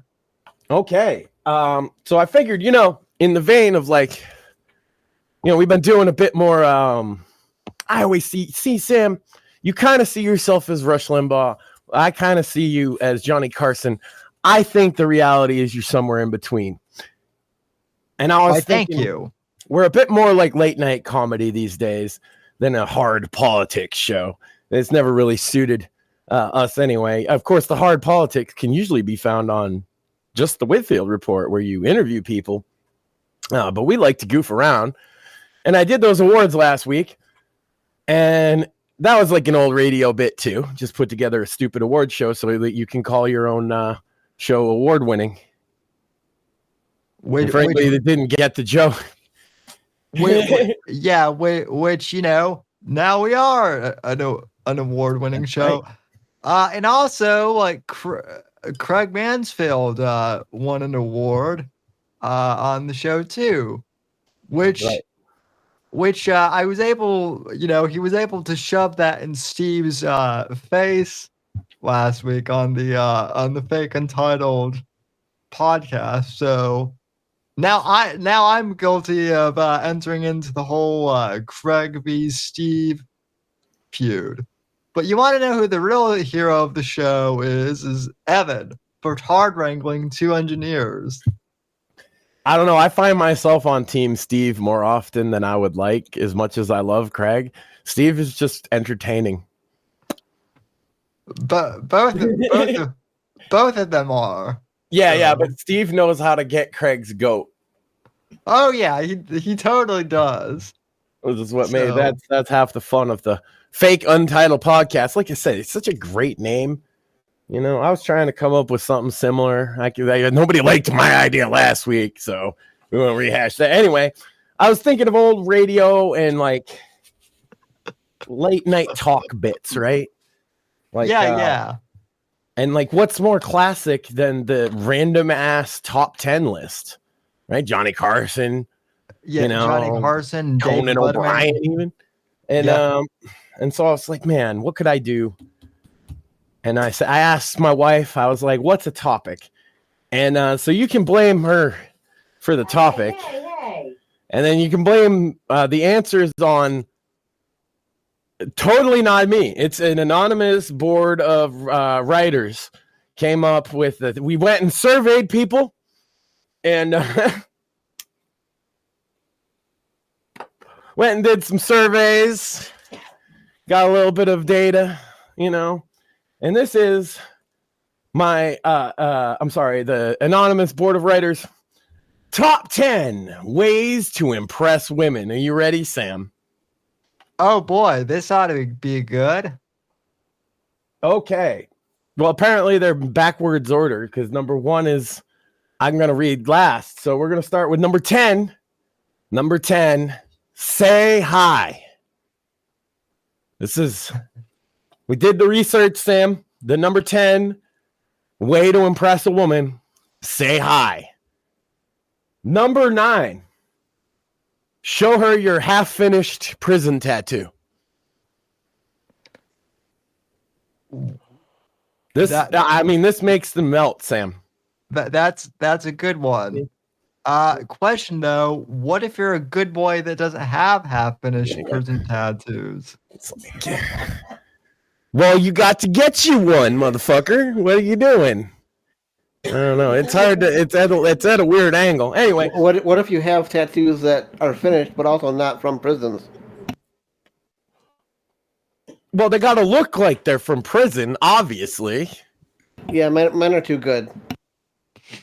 Well, I got the one. I gave it to myself in 9th grade in math class, and they took my Indian ink. And some bitch, Sam, that Indian ink or India ink or whatever it's called, it's still there. Anyway, number 8. Pretend to listen to whatever it is she's going on about. This is pivotal, Sam. You always got to be pretending to be listening to whatever it is she's going on about. I feel like I know I've certainly done that. That's probably right. why I'm still single. Partly. There you go. Yeah, sometimes it's tough, right? Because sometimes she be going on about it, and you're just like, what the anyway. Oh yeah, that was terrible. She was mean to you at work. It was a 20-minute story, though. Number 7, don't be fat. This one is highly important, and one that if you have this problem, is that you got to just fix it. So don't be fat. Number 7. Number 6, get into a verbal altercation with a monkey at the zoo. Oh my God! Have you tried this, Sam? Have you done this before? Can it be a gorilla? Yeah, could it be a gorilla? It could be. No. But in my particular case, Sam, there was one of those little tiny cute monkeys. There was like 5 of them in a little cage. But one of them, he came and he went to my wife and I was like, hey, fuck you, monkey. And I flipped him off and I started yelling at him. And then he flipped me off. Yeah, I actually that was one of our first dates, Sam. Yep. I got into a yelling match with a monkey. Yeah, I actually have a somewhat similar story to that. When I was... You got in a fight with a monkey? Well, yeah. It was kind of over a woman's honor too, to be honest. There you go. Yeah, it always does. Those motherfucking monkeys, dog. Well, so just to set this up, so she wasn't my girlfriend. She was just a friend of mine. But I went to the zoo once with a lady friend of mine who happened to be a cheerleader at the time. This was senior of high school. And those gorillas, I certainly do see where the people think we where we descend from them, because this gorilla took an instinct to her. And there's no other way to say this. But the gorilla, oh God, I can't believe I'm about to say this. The gorilla started to jack off to my friend. And I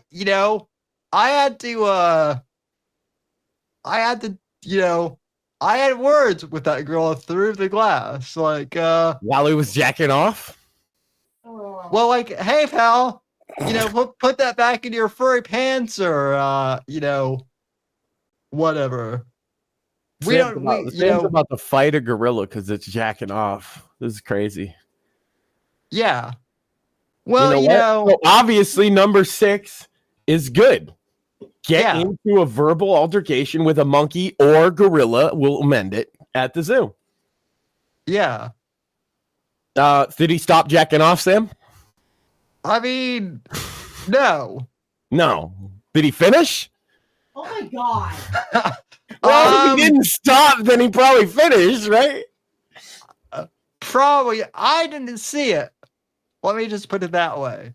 So I don't know, but like, maybe I'm. Well, why would a gorilla listen to you anyway? The monkey didn't listen to me. He flipped me off. He's a monkey. He's tiny. Say I could crush him. That gorilla could crush you. Oh yeah, that girl didn't give a fuck. That girl probably could have like abducted my lady friend too if he wanted, and yeah. Anyway, number 5, drink way too much, smoke way too many blunts, and then throw up on yourself. Oh, yeah. That's true story, Sam. It's like the people that did this research know me or something. Apparently this works for others. So that's what happened this past New Year then. Huh? New Year, Sam, that's the story of how I met my wife. Yep. Oh, okay. So this was long ago. It was a hot day. We were having a party for my brother's graduation. There was a keg right next to me while I was grilling burgers, and I ate a couple of burgers and they were delicious. But it was hot, you see, and the keg was right next to me. Those are the two important parts. Hot, keg right next to me, and I kept drinking cups of beer out of the keg, not realize. And it's Bud Light, I should point out. So it's like the pussy. It's literally like gay beer now. Yeah, it's water basically, right? Yeah, so I was like, I don't know, like 20, 25 of them. And then I went upstairs to this barn we had where my brother's friends and I would hang out and smoke pot. And we smoked a lot of blunts. I don't remember how many. And they left to go hang out. They didn't drink 25 beers, Sam. That was me that did that. And then I was up there for a long period of time to where it was now dark. And I was laying on the floor and I threw up on myself at some point all over. My lucky shirt was an Anybody Killer shirt. I had it. It was my favorite shirt. It was Anybody Killer. And he had a gun to his head and a hatchet. And I used to wear that shit and freak people out. And it said fuck on it. And but I threw up all over it. That was the last bit of luck of my lucky shirt, because then my wife came up with my younger brother, and we got to talking, and I told her the reason that I wasn't running back down is now. It's not because I'm drunk. It's because my shirt's all thrown up on, and I didn't want to run shirtless through a party full of women and teenagers. So that's how I met my wife. Number 5, drink way too much, smoke way too much weed, and then throw up on yourself. This is how to impress women, number 5. And that's only number 5, Sam. We got more to go. Number 4, act literally retarded in public. It's not an act. Yes. Have you tried this? Have you done this? Well, yeah. I sure have. We'd be at the mall. We'd be at the mall, and I'd be like, Maxine, I love you. Don't run away from me. Please. And people would buy my act, dude. And they would look at her like she was the devil incarnate. This is the funniest fuck. Anyway, yeah, act literally retarded in public. Number 3, top 10 ways to impress women. Number 3, stare at them like you're hungry, pretending to listen to what they're saying. I've got that one down pat. I bet you do. don't lie, and don't lie, Mortheous. You know, I know you. You do the same where the goth girls are concerned too, sir. You gotta pick what you stare at, though. Yeah, you gotta be selective. You get in trouble. Yeah, but even if you stare into their eyes for too long, they see through you, and yeah. Anyway, though, number 2, top 10 ways to impress women: stuff a whole bunch of marshmallows in your mouth at once. Oh God. This works. I did that. I also did that the same day that I met my wife. You see, I stuffed I think it was 10 or 15 marshmallows in my mouth. Dude, it was 20. It was 20? Yeah. Here we go. Yeah. That's how you do. See, she remembers this. It's been almost 2 decades. And are you ready, Sam? Top 10 ways to impress women. No, we'll recap real quick. Say hi. Show her your half-finished prison tattoo. Number 8, pretend to listen to whatever it is she's going on about. Number 7, don't be fat. Number 6, get into a verbal altercation with a monkey at the zoo. Or gorilla. Number 5, drink way too much, smoke way too much weed, and then throw up on yourself. Number 4, act literally retarded in public. Number 3, that was not an act. Number 3, stare at them like you're hungry, pretending to listen to whatever it is they're going on about. Number 2, stuff a whole bunch of marshmallows in your mouth. And the number 1 way to impress women, Sam, whip your dick out. What the fuck? This is what it says, right? I mean, according to Twitter DMs, that's accurate. See, it says whip your dick out. That's we did it, Sam. Yeah.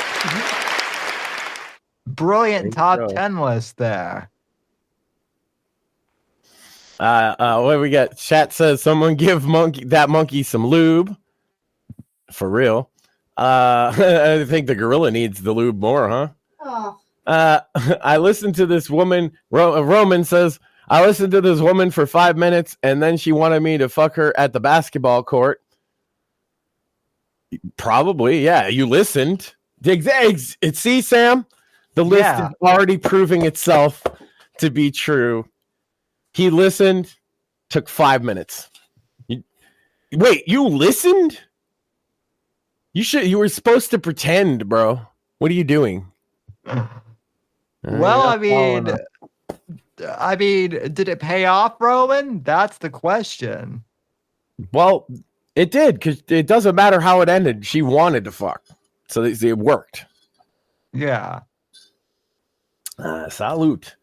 So yeah, that's top 10 ways to impress women. I'm sure that they'll all work in every case for every guy every time.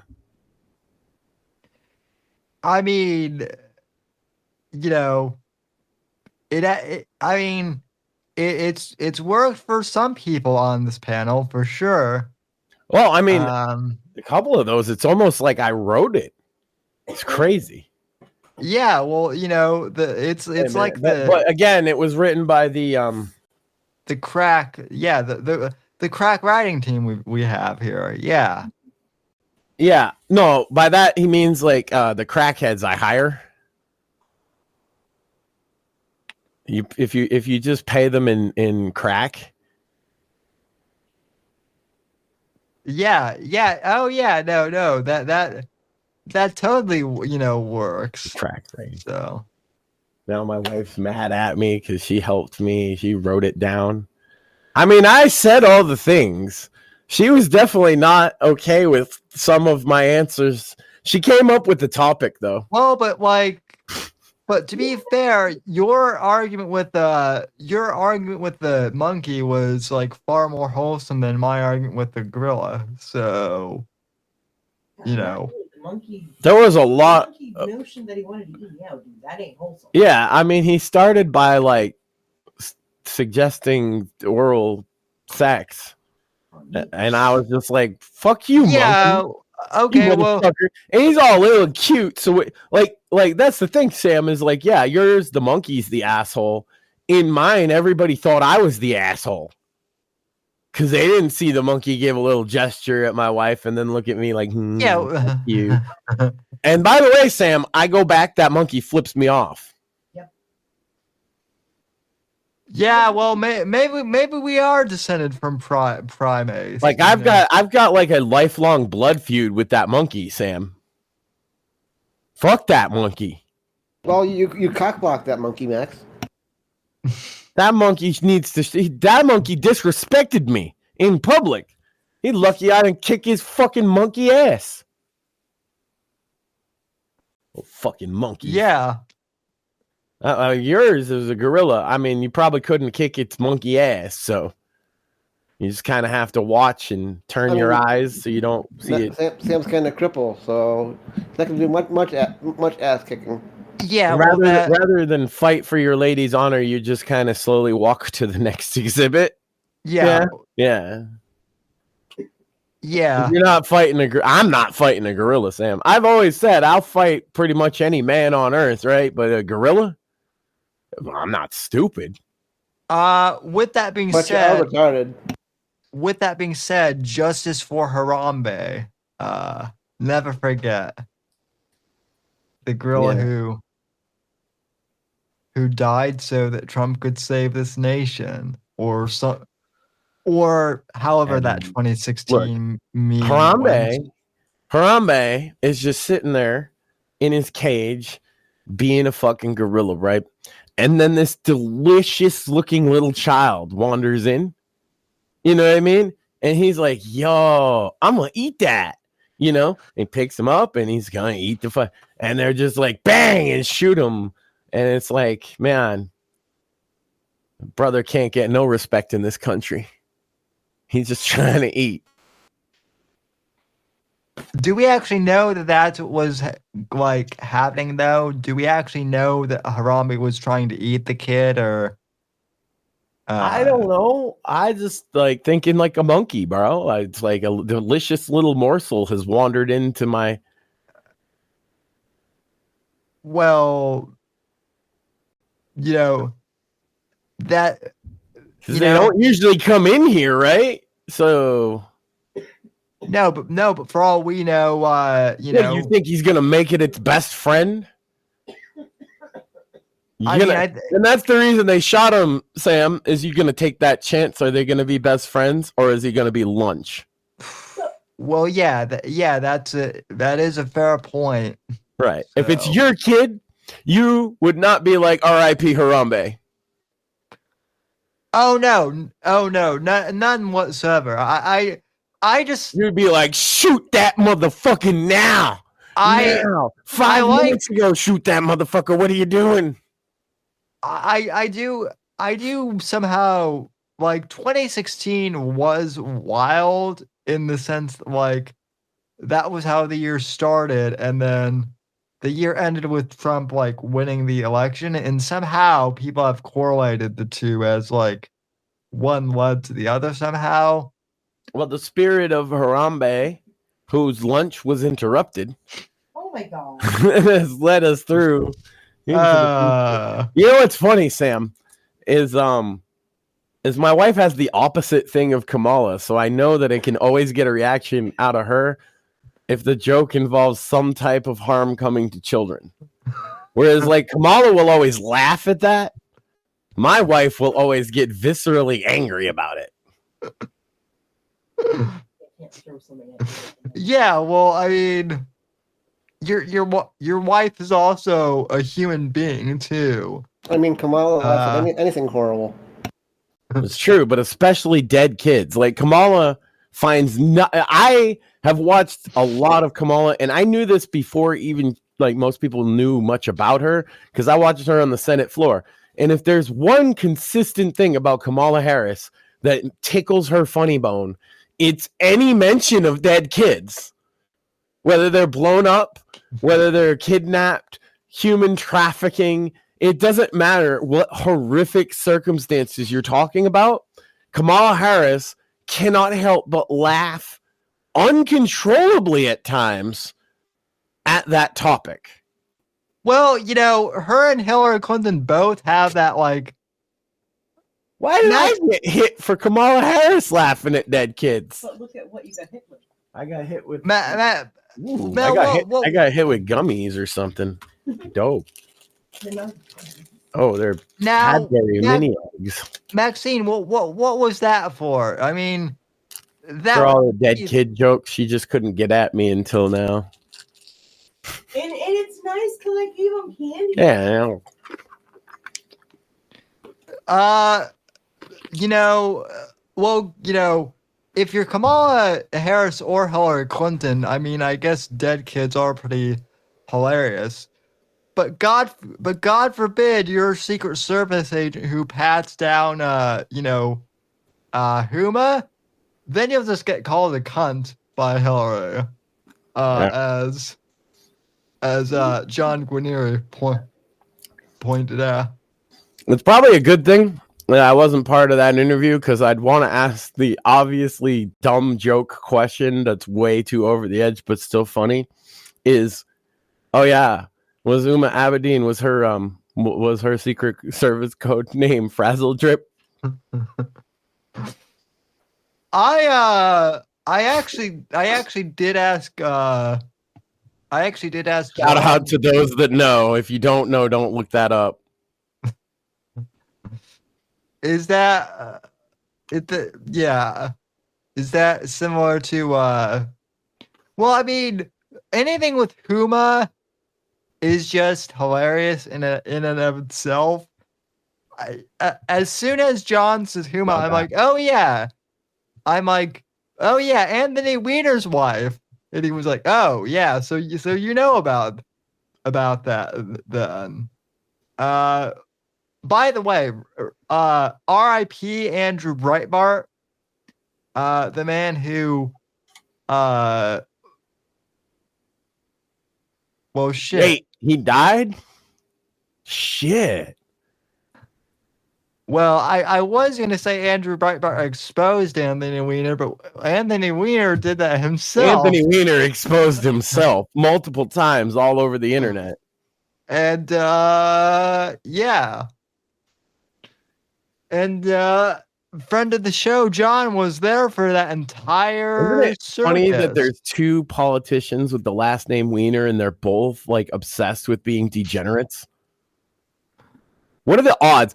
Like, I feel like if your last name is Weiner now, you shouldn't be allowed in politics, maybe? Uh-oh.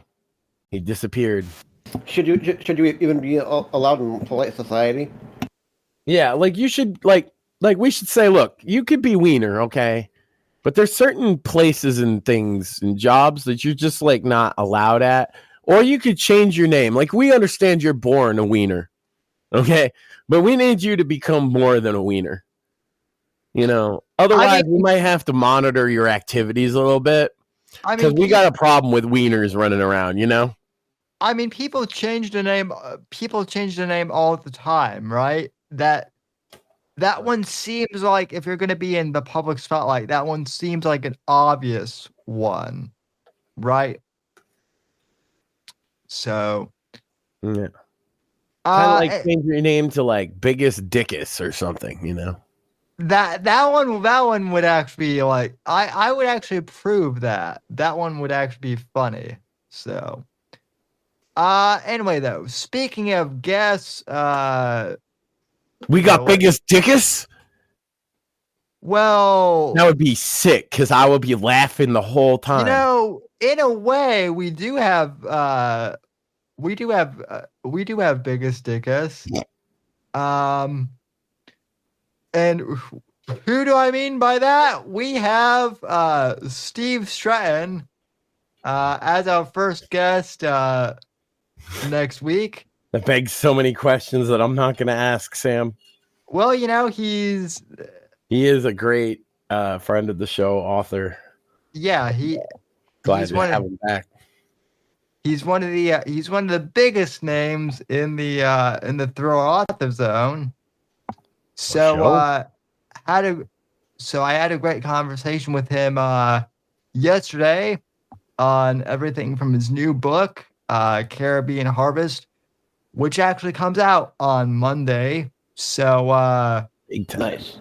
The interview will be coming out on his publication day as well. And we actually had a great conversation about everything from, writing. And also Steve, that first interview I did with him was great the first time. I recommend everyone go and check that out. But just for people who, if you needed any more convincing, Steve, he dropped some rather spicy takes on how he believes the government should be reformed and where bureaucracy needs to be, cleaned up in certain places. Spoiler, the whole entire thing needs, It sounds up my alley, Sam. And boy, I asked him about the Secret Service and his whole opinion on how they've been handling things. And, let me just say, Steve doesn't swear, and he didn't swear in this interview. But by the same token, he didn't need to swear because he had some pretty choice words for the people running. Well, that's what I'm saying. We've had multiple like high level security. Shout out to Andrew Nelson, friend of the show, who worked high level security in New York police for 20 years. I think he said. We've had multiple now Secret Service agents on the show since the assassination attempt, as well as other things, and none of them have good things to say about how it's been handled. Every single one of them says the same thing, essentially. This is not how we would handle security. You know what's shocking, though? Where there's smoke, there's fire. And these are some, to be quite honest with you, as public figures go, Sam, you've had some of the top experts on this particular subject on your show the last year.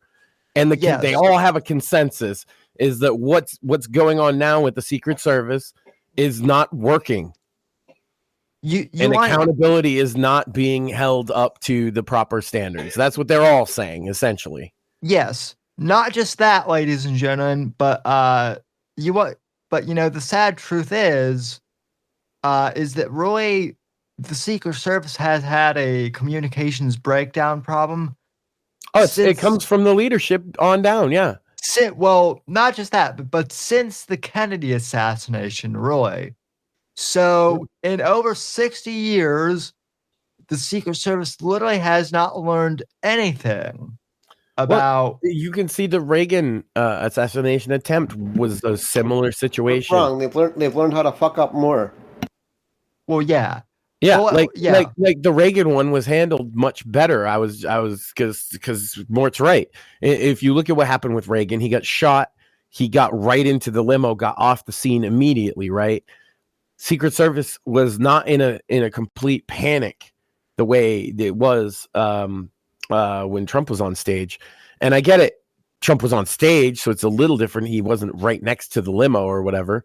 And also he didn't want to run, which is a little different. Reagan did immediately get in. Reagan got shot better than Trump got shot in a sense, right? Well, Reagan got hit pretty bad, and it's partially why he won the election. Yeah. But since then, there has not been one foul up until the Trump thing. Well, I think people... And that wasn't a foul up because she was just in the crowd. Like, they couldn't have... There's no way the Secret Service could have prevented the Reagan shooting. Right.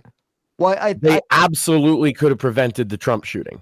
I think people forget too, Max. I had forgotten this, but Reagan, as Steve pointed out, Reagan was actually getting ready to leave an event in DC at that hotel. Yeah. So he was already waiting by the door, so he was en route to the limo. Yes. Which I'm sorry, the lady. And fun fact, it was what's her name from the Manson family? Oh no, she shot Gerald Ford. Right. Reagan was the other dude. Either way. Yeah, John Hinckley. Hinckley. Yeah, Hinckley. Yeah. I was thinking, Ford, the lady that shot Ford. Yeah, who Manson family member.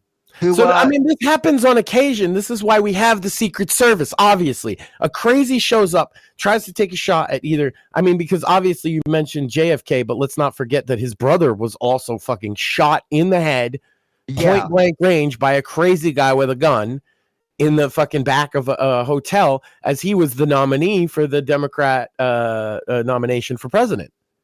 Yeah, and again, a consistent theme here, Max. Among all these shootings, there were areas that should have been covered that weren't. Right.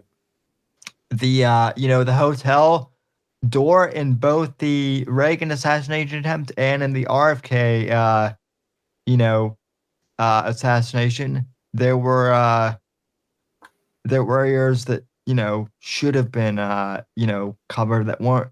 And like I say, we've talked to security, like top tier security experts, literal Secret Service agents, literal, like, I'm running this for the NYPD, and then me on the lowest tier of security, okay, as a fucking door guy or a bouncer, okay, all know that you clear the fucking exits when the VIP is there. Like, that is, like, that's why everybody has that same reaction, Sam, including me, from the bottom to the top. Because if you've ever worked in any level of security, the very notion that you're not going to clear like basic bitch points of interest around the VIP is insane to anyone that's done security.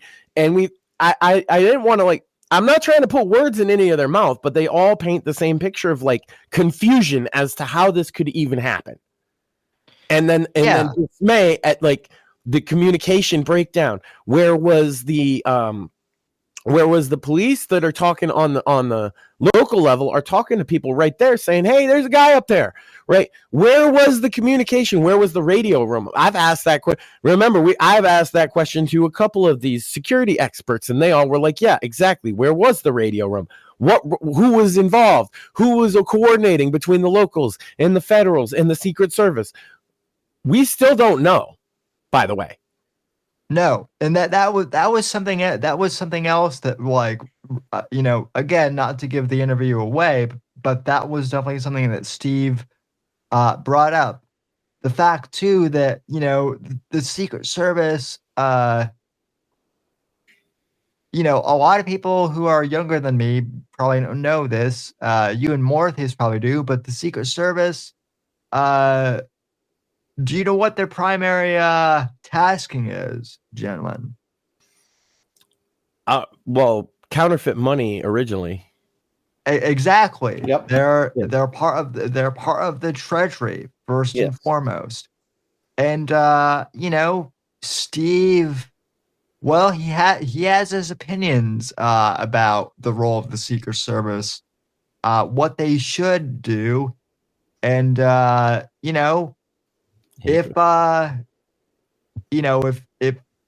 if there's anyone whose opinion I trust on the Secret Service, I mean, I trust John and a lot of others, but as far as someone who has experience, who was there, for a long time, Steve certainly was, and his take on the Secret Service is quite interesting.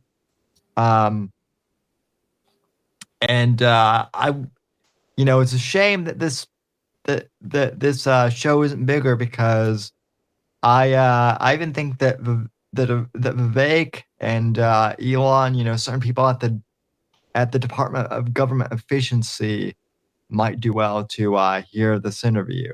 So yeah, I mean, like, if there's that one kind of issue that's been distinctly ours this last year, it's been this issue, the security issues. And talking to literal security experts, they might even, be humbled by us pointing it out. But I mean, like, they're all of them, several security experts have been on the show this year whose records speak for themselves. Yeah. Who write books about their work and speak about it publicly. So it's not exactly, stuff they're not supposed to say. And their criticisms aren't, crazy right wing anything. It's criticisms of like the way the bureaucracy is run itself. Well, I also think though, Max, and like not to toot my own horn or anything, but I think one thing that is good about our network as a whole is, right, like a lot of these authors that we've had on, they go on most of the podcasts, and the other shows mainly want to focus on the books primarily, which is great, but we tend to, I think at least, we're very conversational.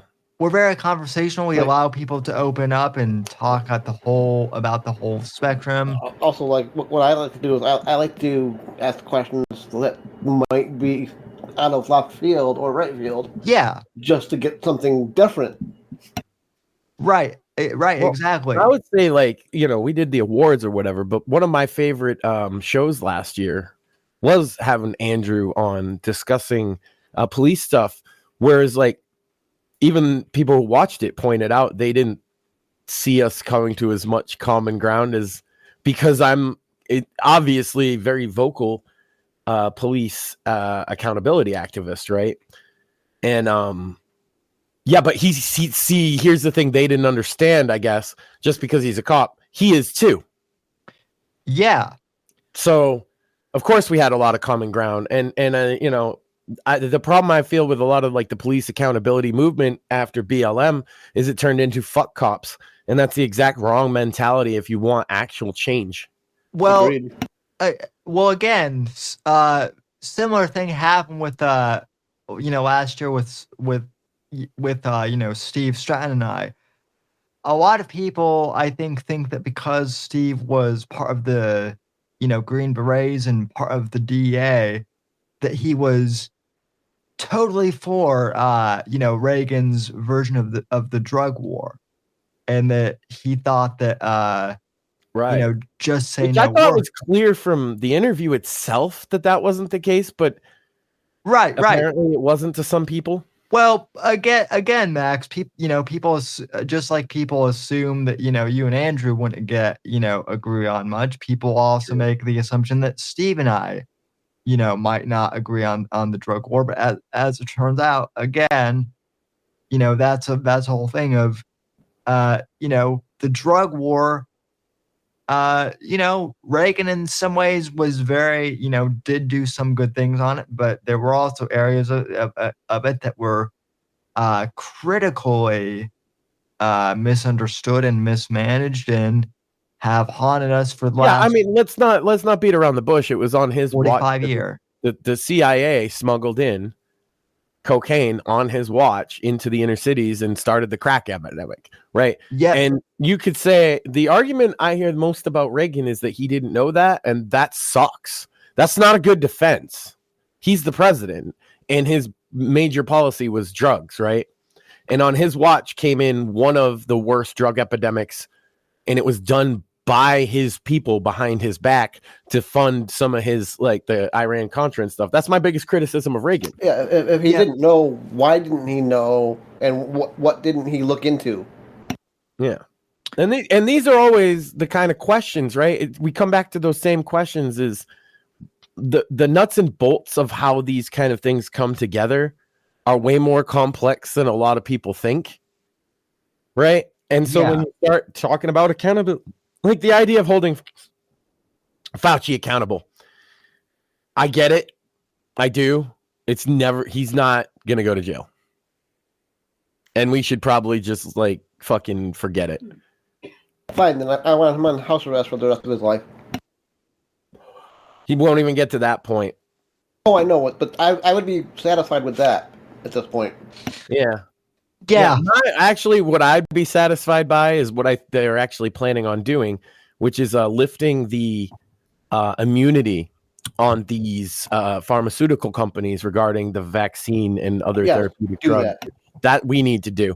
Like, he's never going to be held accountable for what he did, because think of all the people that died because of Dr. Fauci. It's impossible to actually hold him accountable in this earth, and you can hopefully believe that there's a next life where he does get held accountable. But what we can hold accountable is, since these corporations want to be people, they can be held accountable for their bullshit too. Yep. Exactly. And I might have taken the vaccine, and I'm not one of these raving anti-vaxxers, but at the same token, I'm not going to sit here and deny that it caused people injury, or at least they have the perception that it caused them injury. And for the government to say that they have no right to redress that grievance goes literally against the Constitution. And so, yeah, lift the immunity thing and and my other big thing is free the J6ers. Of course, you know. Yeah. Day one-ish needs to be done. Trump really needs to come through on that. Which by the way, if you heard my show from Monday, January 6th, I actually covered how your friend, one of them, got arrested for just being at J6. I know quite a few people who are arrested for just being there. Yeah. And for various that didn't go to jail but got slapped with like a trespass charge that they had to pay a fine for. And in the case, like I said, of Billy, or Playboy the Beast as he's known professionally, Billy Knutson, he had a felony prior from when he was a kid. He's a gangbanger, right? When he was young, and he stole a car, and then I got him a felony. And of course, if you have a felony, then these little trespass charges blow up, right? And so they got him a plea deal to take 6 months because they told him you're going to do like 10 years because he's a Proud Boy. Yeah. Of course, you would take the deal because he's got kids at home. Or Enrique, who they convicted for not even being there. Not even being there. And I'll tell you this, like, this is why, Sam, you know, even when at first you were kind of uncomfortable with, like, I was openly defending the Proud Boys, but like, I think you've seen over time, like, the people I'm defending literally did nothing wrong. Well, yeah. The reason you just didn't know because you weren't like around a whole bunch of Proud Boys. Well, my association with it's funny because you and I come from the Proud Boys from kind of we've both kind of involved. See, the Proud Boys from when I was kind of around, it was a joke that Gavin McGuinness started. Yeah. And Gavin McGuinness, I know that some people are gonna think, you know, I'm an asshole for saying this, but Gavin's kind of an asshole to me, so I don't care. Gavin did, like, I mean, his whole persona is being kind of a dickhead. Yeah, Gavin did abandon and fuck over the Proud Boys themselves. So yeah, that's the Proud Boys. I'm more like, the first time I met in real life, actually, at Straight Pride in Boston. Yeah, and I met Enrique there. I met Amazing Lucas. I met G-Notes Justice. That's still my boy. And Billy wasn't there because Billy's a West Coast guy. Billy's just I've known forever, right? Because he the underground music scene. And he wasn't a Proud Boy when I met him. He was a horrorcore rapper for like legit, you know, all cards on the table. I met him through like the Juggalo scene or whatever. There's a couple of guys like that are like MAGA rap now. And that's the thing I think that the media and the elite don't get is there's this like underclass appeal to Trump too. Oh yeah, definitely, for sure. It's a sort of like an appeal to a hope for a time that we maybe saw as a better time, indiscriminately defined as some point in the past, you know? Yeah. And that maybe we could have something like that again. But, you know, I did a show, you know, on Monday where I talked about, you know, J6 and if anyone hasn't watched that. I also, for those who don't know, we both mentioned Rush Limbaugh earlier. And for those who don't know, his entire DittoCam archive of the show is now basically free on his website. You used to have to subscribe. That's cool. To which I did for years when you know, he was still hosting. He was doing it before pretty much anybody too. Yeah. But his show is you know, free to watch now basically, and he did an episode on the day after January 6th which was one of his last shows. And for anyone who hasn't had the chance to watch it, I highly recommend doing so, because he correctly predicted how a bunch of conservatives, he didn't mention the Proud Boys specifically, but he mentioned how people would be unfairly prosecuted for J6. He also predicted. Well, he probably figured also like Stuart Rhodes, Oath Keepers, got what, 30 years. That's insane. Yeah, I've met him way back in the day, and the idea that he planned some kind of insurrection is insane. He's just like an old patriot boomer. Yeah. He Rush also predicted the mass deplatforming of conservatives after J6. But what else did he predict, Sam? We watched it on the last time we watched the Rush clip. He predicted hope, didn't he? Yeah. Well, he predicted the rise of MAGA, and as I said on Monday, I'll say again, I really do wish he were still around, because I would love to just see his reaction to Trump winning again, because it would be great. And I do like you can almost hear his voice, can't you? Yeah. Ladies and gentlemen, the pleasure to tell you that Donald J. Trump has been elected the 47th president. You can hear it in his voice, you know what I mean? Yep. With the joy that he would have. Yeah. If you listen to Rush long enough, for sure, you can't get his voice out of your head sometimes. Nope. and I do like Clay Travis, and I do like the guys who took over his slot. They're great. I actually met Buck Sexton many years ago now, briefly at a conference, and I do think that he's a great, no one's ever going to replace Rush. They do a great job, but man, it's hard to listen to, traditional radio now with all of the ads and whatnot. So yeah, that's what I'm saying. I'm not familiar with the people you mentioned who took over the slot, but good luck to them. That's the thing, is I'm only focused on our stuff now and not listening to what other current people are doing if I can help it.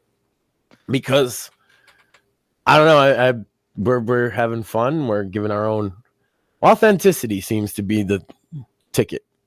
Yeah, when except for the times when I'm full of shit, which is hardly ever these days, and I'm not being facetious at all.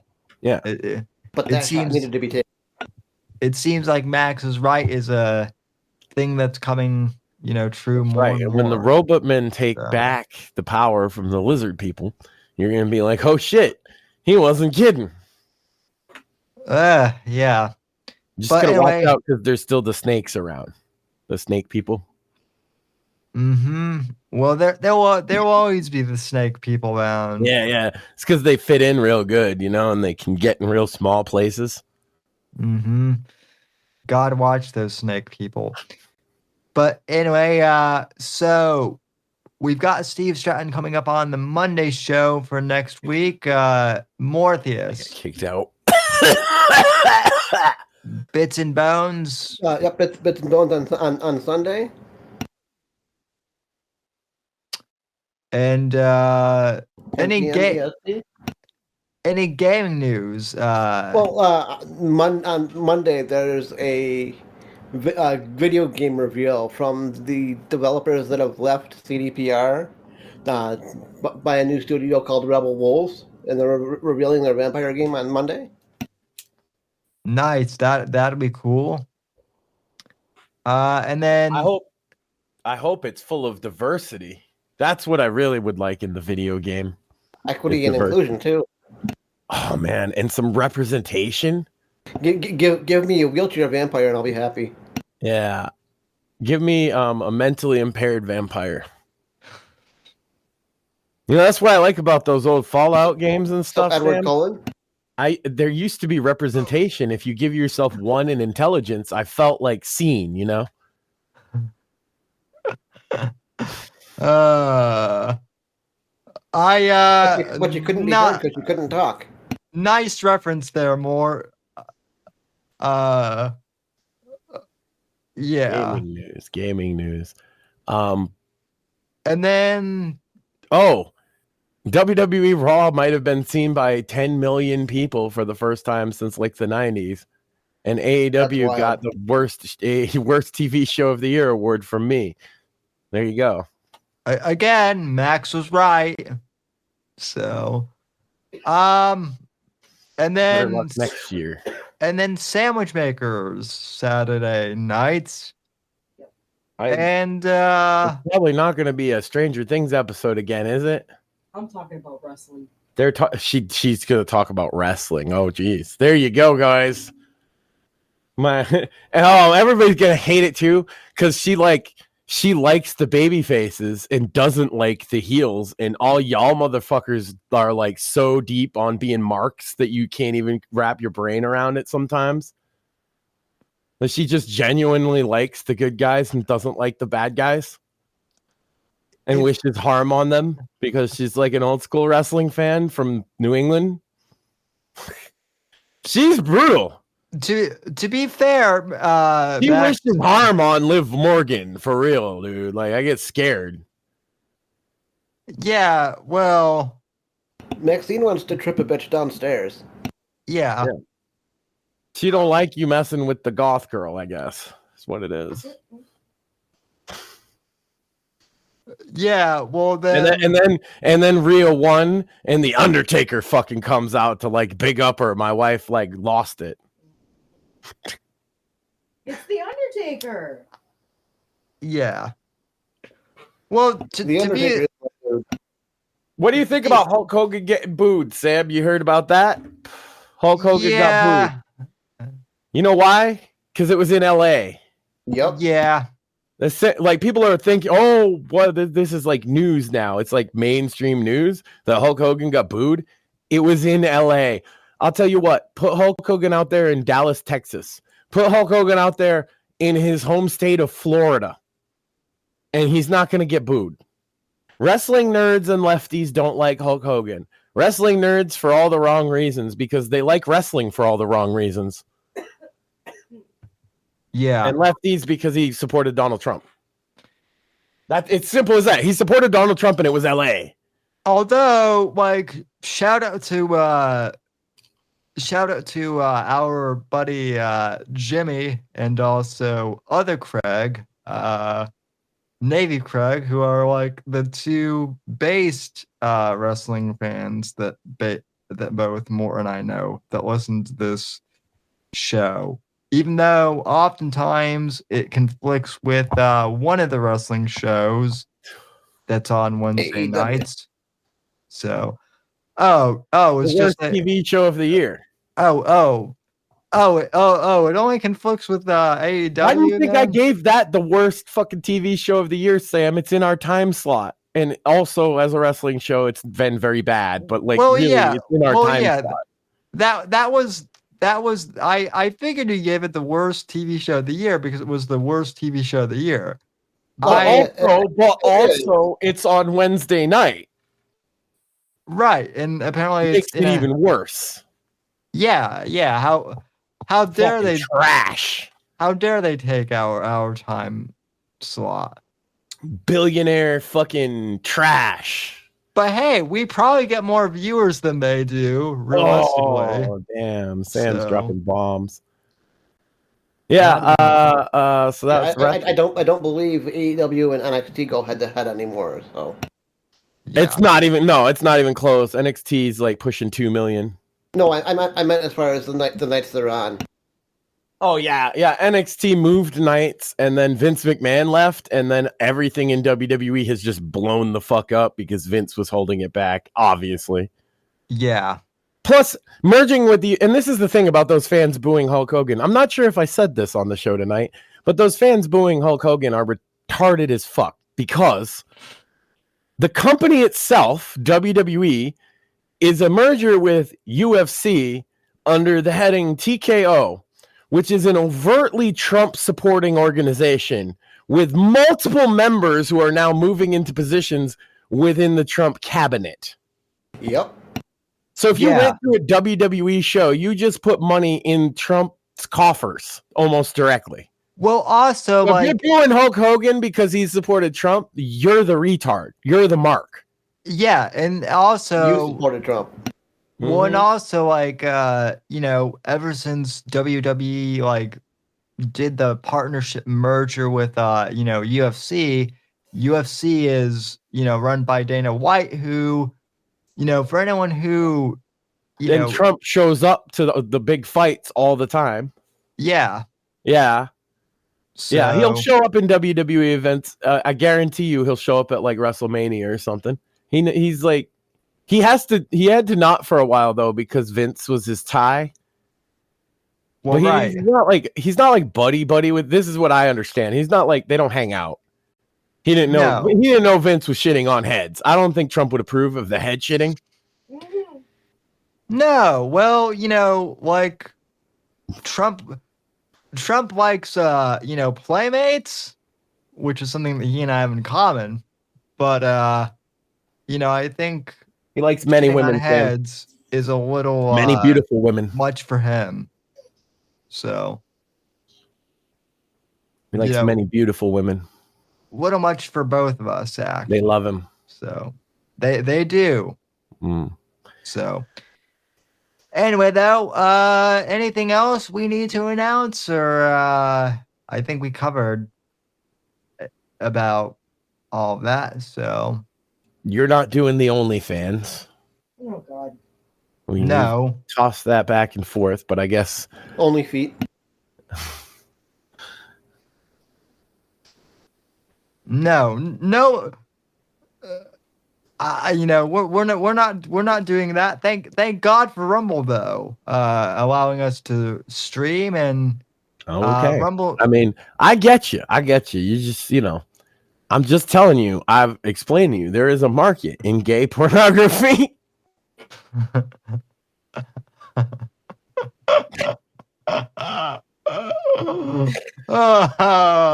Anything else tonight, Sam? Oh, okay. Oh, suddenly now Diff wants feet from me. So, $100 comes before the fee, obviously. Yeah. And there's no guarantee and no refunds. Yeah, pay up, Roman. Also, like, in order for me to do that, I would literally have. Okay, what was that for? He get hit by a Sonic the Hedgehog. Okay, gotta go. Nice. Yeah, you mean you don't want to see feet that are Maxine? Oh. No, I think it was my gay pornography joke. Ding, ding, ding. Ah. I always try to work that in at least once an episode to say gay pornography. Gay porn feet. But anyway, folks, we will talk to you down the road. Thanks for tuning in. And, thanks for listening. God bless everyone. The right to offend is not some pesky little part of freedom of speech that we have to put up with. It is the heart and soul and lungs of freedom of speech. It is the coursing lifeblood of human progress. It is the instigator of liberty and modernity and science and understanding. What a laughing stock today's student leaders are, that they can so casually dismiss the right to be offensive without realizing that their lovely, enlightened lives are the gift of individuals who gave offense. Offensiveness is not just something we have to begrudgingly accept. Offensiveness is the motor of human progress. Thank you for watching the Whitfield Report live on the Right to Offend Media Network. Make sure to check out Sam's books on Amazon, Audible, and Kindle.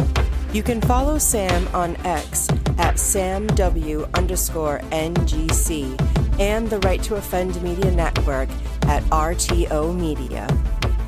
Like, comment, subscribe, and share with your friends. And until next time, God bless. God save this great nation. God, freedom, legacy, in that order.